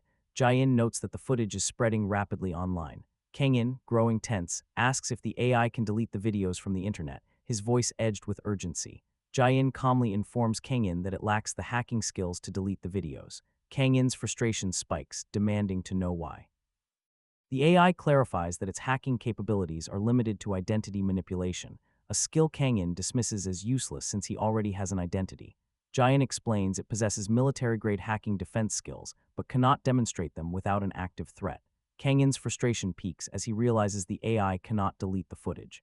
His sarcastic praise hangs heavy in the air, a mix of resignation and bitterness. The next day, the tension lingers as the group gathers in front of the PC cafe. The stakes are high, and the air is thick with unspoken pressure. Detective Park Kyung stands there, his gaze sharp and calculating. He remarks almost to himself that there's a tightrope master at this internet cafe, hinting at the delicate balance of power and secrecy at play. Detective Park Kyung stands at the PC cafe, his mind a whirlwind of thoughts as he processes the delicate balance of power and secrecy unfolding before him. In the quiet of a storage room, Jian, the combat AI embedded in Kang In's body, reports failure. Once again, no information on the Earth Alliance or the Strategic Special Forces has been found, a frustrating dead end in their quest for answers. Kang In lies relaxed, his thoughts drifting to the year 2082. He wonders if anyone from that time could still be connected to the present, but Jian suggests they might be hiding their identity, just as they are. Kang In nods in agreement, though doubt lingers in his mind. Scrolling through social media, Jian dismisses every claim about people from the future. None of them seem credible, and frustration grows as they struggle to find reliable information. Kang In points out the obvious: it's 2024, and Jian's existence as an AI embedded in a human body defies current technology. They both know the implications, but the question remains: how did this happen? Kang In shifts the conversation, asking about the burning building from the day before. He wonders aloud if they missed something, but Jian is quick to defend their actions, insisting it wasn't their fault. Jian reveals that one person was found dead in the scene of the fire. The news weighs heavily on Kang In, who can't shake the feeling that they might have missed something crucial. Kang In questions whether they missed someone, but Jian firmly denies it. The tension between them grows as they revisit the events of the previous day. Jian explains that the deceased was found in a room they passed while climbing the outer wall of the building. Kang In is incredulous. Could they have missed someone so close by? Jian clarifies that their augmented reality lenses don't have infrared vision, but Kang In teases the AI for being surprisingly clumsy, despite its advanced capabilities. Kang In recalls the eerie stillness of the room they passed: no movement, no sounds, no signs of life. It's as if the person was already gone before they even arrived. A chilling realization dawns on Kang In. The person might have already been dead, hidden in plain sight, a grim reminder of the dangers they're up against. Kang In's mind races as he considers a terrifying possibility. What if the fire wasn't an accident but a calculated murder? Jian Jian, the AI embedded within him, agrees the likelihood is disturbingly high. Outside, Kang In's thoughts are interrupted by the distant sound of sirens. Alincio, the store owner's niece, tilts her head in confusion. Could it be the police? Alincio explains that the police traced a purchase made with Kang In's card to this very store. Kang In's brow furrows, unsure of what she's implying. Detective Park Kyung stands over a grocery item left behind by Kang In, his tone sharp as he asks if it was purchased here. Alincio's eyes widen as she recognizes the item, excitedly calling out to Kang In. Meanwhile, Park Kyung presses her for information, his focus unwavering. Alincio eagerly explains that the police officer found Kang In's lost seasoning while investigating the fire. Park Kyung lets out a quiet sigh, clearly unimpressed. Park Kyung questions Kang In about leaving the item behind during the fire. Alincio, however, is in awe of the police's efficiency, praising them for returning such a small item. Park Kyung awkwardly clears his throat, avoiding the compliment. Kang In thanks the detective for returning his item, though his mind remains elsewhere. Park Kyung nods stiffly, his gaze lingering on Kang In. Park Kyung hands Kang In his business card, urging him to share any information about the incident. His tone is professional, but his eyes hold a hint of suspicion.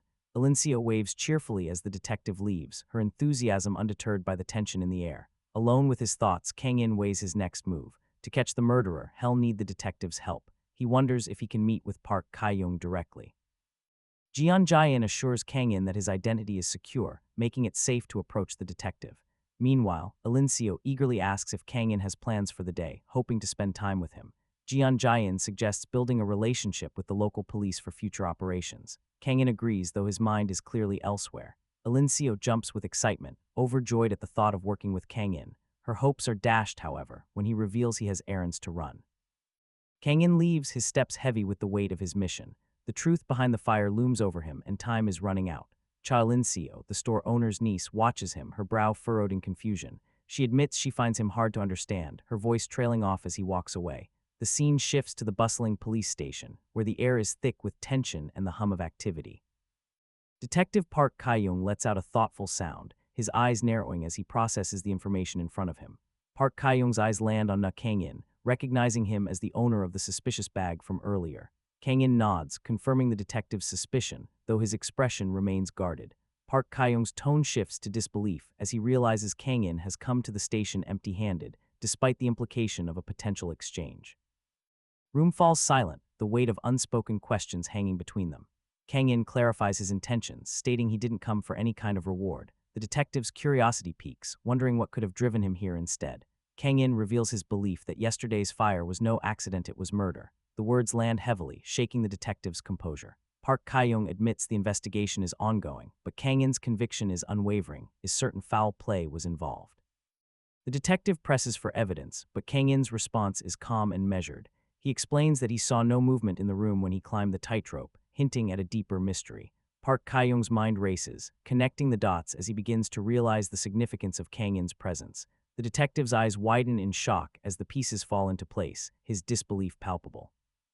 Kang In confirms the detective's realization with a casual thumbs up, his demeanor unruffled despite the gravity of the situation. Park Kyung's frustration boils over as he demands to know why Kang In didn't reveal his identity sooner. Kang In's reply is simple: no one had asked. The detective's questions shift to disbelief as he recalls Kang In's impossible climb, but Kang In redirects the focus, insisting the details of his actions are irrelevant to the larger mystery at hand. Detective Park begins to scribble notes, his curiosity piqued as he presses Kang In for answers. Why, he wonders, does Kang In suspect this was no accident but a carefully orchestrated murder? Kang In responds with calm precision. There was no movement in that room, he explains, despite the raging flames consuming everything around it. He continues, laying out the grim possibilities. The victim was either already dead before the fire started, or incapacitated by alcohol or drugs, unable to escape the inferno. Detective Park pieces it together, his voice tinged with realization. Someone set the building ablaze to hide the murder. Kang In confirms it, recalling his harrowing climb through the burning structure, where he found no survivors. Elsewhere, the detectives grapple with the slow pace of the investigation. The National Forensic Service has yet to contact them, and the fire's intensity has likely destroyed any evidence that might have been recovered. A fellow detective approaches Park with a new lead. The fire was likely caused by an electrical short circuit, but the lack of CCTV footage leaves them with no clear suspects or witnesses. Park grows frustrated, suggesting they create a sketch of potential suspects based on what little they know. Kang-in offers a glimmer of hope. He remembers the faces of the people he saw near the building yesterday, thanks to the AI embedded within him. At Kang-in's command, the AI Jian projects a video directly into his vision, replaying the scenes he witnessed before the fire. Kang-in's eyes widen as the footage unfolds. Every detail is vivid as if he were standing there once more. He recalls seeing 4 individuals leaving the building, their faces and actions captured flawlessly by the AI. One man Kang-in remembers was talking on his phone as he exited the alley. His attire is described in meticulous detail: a reddish checkered shirt, 2 buttons missing, a gray phone case, and a bracelet on his left wrist. Park is stunned by the accuracy of Kang-in's recollection, as though he were standing right there, observing every detail firsthand. Kang-in's words leave Park astonished. It's as though Kang-in is describing the scene as if standing right there, witnessing every detail firsthand. Kang-in begins to recount the suspects, his tone steady as he describes the second person, then the third, each detail unfolding like a vivid memory. Park, impressed, urges Kang-in to help create a sketch, eager to capture the memory before it slips away. Park hesitates, mentioning their sketch artist is unavailable, but Kang-in steps in, confidently offering to draw it himself, leaving Park surprised. Park's curiosity grows as Kang-in downplays his skills, admitting he's decent at drawing but praising someone named Jane as the true artist. Kang-in readies a marker, his focus unwavering as he prepares to bring his memory to life on paper. With a steady hand, Kang-in begins to draw, each line deliberate and precise. Kang-in quietly communicates with Jane, the AI embedded within him, requesting it to project the 3 suspects into his vision for guidance. Kang-in directs Jane to zoom in and enhance the image quality, his attention to detail unyielding. The room falls silent as Kang-in works, his concentration unbroken. Jane confirms the projection, and Kang-in adjusts it slightly, his actions leaving the detectives puzzled, whispering among themselves. Park, however, watches intently, sensing something extraordinary at play. Using the projection as a guide, Kang-in starts to sketch, his hand moving with practiced ease. Kang-in continues to draw, his strokes steady and deliberate, bringing the image to life. He takes his time, ensuring every detail is perfect, his dedication evident in every line. Finally, Kang-in completes the drawing, stepping back to admire his work. The detectives gather around, their eyes widening as they see the detailed sketch Kang-in has created, a testament to his memory and skill. Kang-in watches as one of the detectives scoffs at his sketch, dismissing it as something a middle schooler could have drawn better. He can't help but feel a mix of frustration and disbelief. Is this some kind of joke to them? Kang-in crumples the drawing in frustration, unable to tolerate the disrespect shown by the detectives. He tries to brush it off with a casual laugh, claiming he just took a short break, but the detectives respond with an unconvinced nod. An awkward silence settles between them, the tension palpable as the detectives watch him closely. Kang-in turns inward, urging Jae-in, the AI embedded in his body, to take control and handle the drawing. Jae-in reminds him that temporary control must be granted. With a mix of exasperation and resignation, Kang-in relents, allowing Jae-in to take over. The detectives exchange doubtful glances, questioning his ability to draw, while one of them, Park Kae-young, insists on contacting the montage person immediately.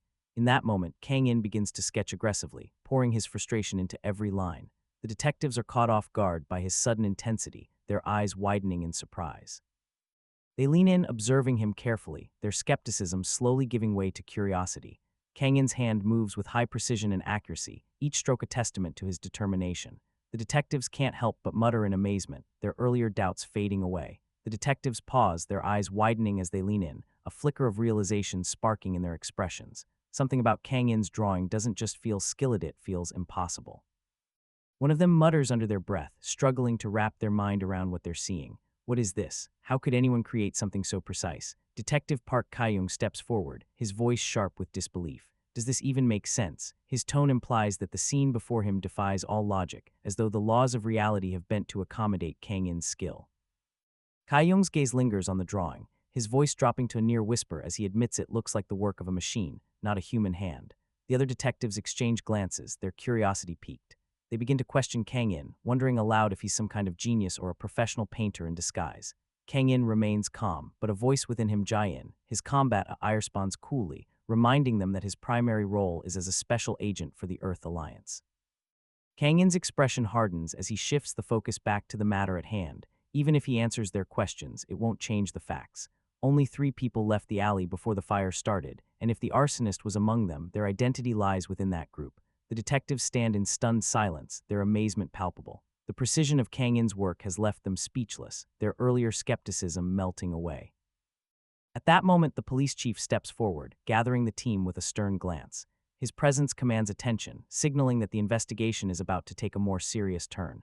The police chief barks orders, his voice leaving no room for hesitation. Let's verify their identities right away. His subordinates respond in unison, their determination renewed. Investigate. The detectives nod, their voices echoing with resolve. Yes, team leader. The next day, the scene shifts to a bustling PC cafe. The atmosphere is lively, but the weight of recent events still lingers in the air. Kang In stands in the cafe, preparing a meal with the same precision he brought to his drawing. The aroma fills the room, drawing admiring glances from those around him. An Xiang Huan, a student, can't help but marvel at the sight. Wow, the group gathers around the table, their faces lighting up as they dig into the meal. Cha Yun-seo, the store owner's niece, takes a bite and smiles, her praise heartfelt. Kang In Opa's malatang is amazing yet so delicious. The others nod in agreement, their enjoyment evident. The girl chimes in, her voice bright. It's really fantastic. Xiang Huan wipes a tear from his eye, his words filled with sincerity. It's so good, it's making me tear up. As they eat, Yun-seo's expression turns serious. She mentions the fire at Ariam's house, her voice tinged with concern. Wasn't it an accident? The girl looks up, surprise etched on her face. The news reports claim they arrested the culprit, but Kang In listens intently, his thoughts racing. Yun-seo adds that they found X-drugs on the culprit, her tone conveying the gravity of the situation. Kang In's brow furrows, his mind working through the implications. It hasn't even been a day since the arrest, though could the investigation have moved so quickly? Kang In ponders how the investigation could have advanced so rapidly, all thanks to Ji In's unique ability. Just as his thoughts deepen, Kang In's phone rings, breaking the silence. Kang In answers, his voice steady as he acknowledges Detective Park. The detective eagerly shares that, thanks to Kang In's help, they've caught the culprit. Park continues, explaining that 2 of the people in the montage were locals, but the third was an outsider, a friend of the victim. Though the exact motive is still under investigation, Park reveals they found X-drugs in the suspect's wallet, hinting at a darker connection. Kang In listens intently as Park shares more the suspect had come to borrow money because of his drug addiction, and when refused, resorted to violence. Park adds that they've traced the X-drug suppliers and raided their location, uncovering a shocking presence of famous actor Na Junjin, sending the entertainment industry into chaos. Kang In murmurs that the situation is spiraling out of control, and Park sighs, realizing his vacation plans are once again ruined. Park acknowledges Kang In's crucial role, crediting the montage for accelerating the investigation 100-fold, and asks if it can be made public. Ji In warns Kang In about the risks of public exposure, but Kang In assures the AI that it's fine as long as his identity remains hidden, sparking Park's admiration. Kang In humbly brushes off Park's praise, insisting he was just doing his job, and the detective thanks him once more before ending the call. As Kang In hangs up, his companions gather around, curiosity piqued, and Yun-seo asks what he drew for Detective Park. Kang In brushes off the question about his drawing, calling it just a little doodle. Yun-seo teases him, suggesting it must have been truly awful if he's warning others not to mention it. Laughter fills the air, but Kang In doesn't seem bothered, telling them to think whatever they want. Meanwhile, in the PC room, chaos erupts as a girl shouts in surprise, her voice cutting through the noise. The commotion grows as a customer complains about spilled ramen, blaming another for firing a toy gun. Frustration and blame bounce back and forth, adding to the mess. Yun-seo sighs, wondering if the ramen has been spilled again. Xiang Huan playfully assigns cleanup duty to the newcomer, and the girl eagerly steps up to handle the mess. The girl rushes to clean the spilled ramen, already thinking about asking the boss for a bonus as a reward for her hard work. In her haste, the girl collides with a customer, both of them yelping in surprise. The girl apologizes profusely, asking if the customer is okay. The customer winces, clutching their wrist in pain. The customer scolds the girl for her carelessness, complaining about their injured wrist. The girl grows more worried, asking if the injury is serious. The customer grimaces, fearing it might be broken. Kang In watches the scene unfold, stepping in to ask if the wrist is truly broken. The AI Jian Jian, embedded in Kang In's body, analyzes the situation, explaining that the wrist's movement suggests a possible fracture. To confirm, Kang In needs to touch the wrist and observe the response. Kang In approaches the customer, asking permission to check the injury. The customer hesitates but agrees, wincing at the touch. Jian Jian's analysis reveals that the bone is intact, but the wrist is sprained. The customer winces in pain as Kang In examines the injury. Kang In reassures the customer that the bone is fine, but the sprain is causing the pain. He promises to help ease the discomfort, his calm demeanor providing a sense of relief amidst the chaos. The customer marvels at how the pain has eased, thanks to Kang In's skillful touch. An Xiang Hwan, the student, praises Kang In's massage abilities, while Cha Yun Seo, the store owner's niece, playfully wishes for an injury just to experience his healing hands.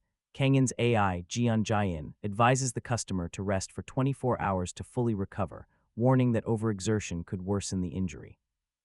Kang In echoes the AI's guidance, emphasizing the importance of avoiding strenuous work until the next day. The customer grows anxious, explaining that they need to cook for a food truck event in Gangwon-do the next day. A girl nearby curiously asks if the customer is a chef, to which they clarify it's for a food truck. The customer shares that an emergency film shoot has urgently called for their food truck. The girl eagerly offers to help, her enthusiasm shining through. The customer hesitates, questioning the girl's cooking abilities. She confidently claims to excel at making ramen but only 2 servings. The customer's frustration begins to show. The customer sighs, explaining that ramen won't suffice for the event, no matter how urgent. They ponder aloud that perhaps someone skilled in cooking could step in. The customer turns to Kang In with pleading eyes, silently hoping for his help. Kang In remains quiet, his thoughts unreadable. Kang In's AI, Jian Jian, nudges him with a playful tone, urging him to agree, as if the answer is obvious. Kang In apologizes, explaining that he has his own responsibilities to attend to. The customer desperately offers to pay Kang In 300,000 won if he agrees to help, their desperation clear in their voice. In that moment, both the customer and Kang In reach an agreement, their enthusiasm aligning as they find common ground.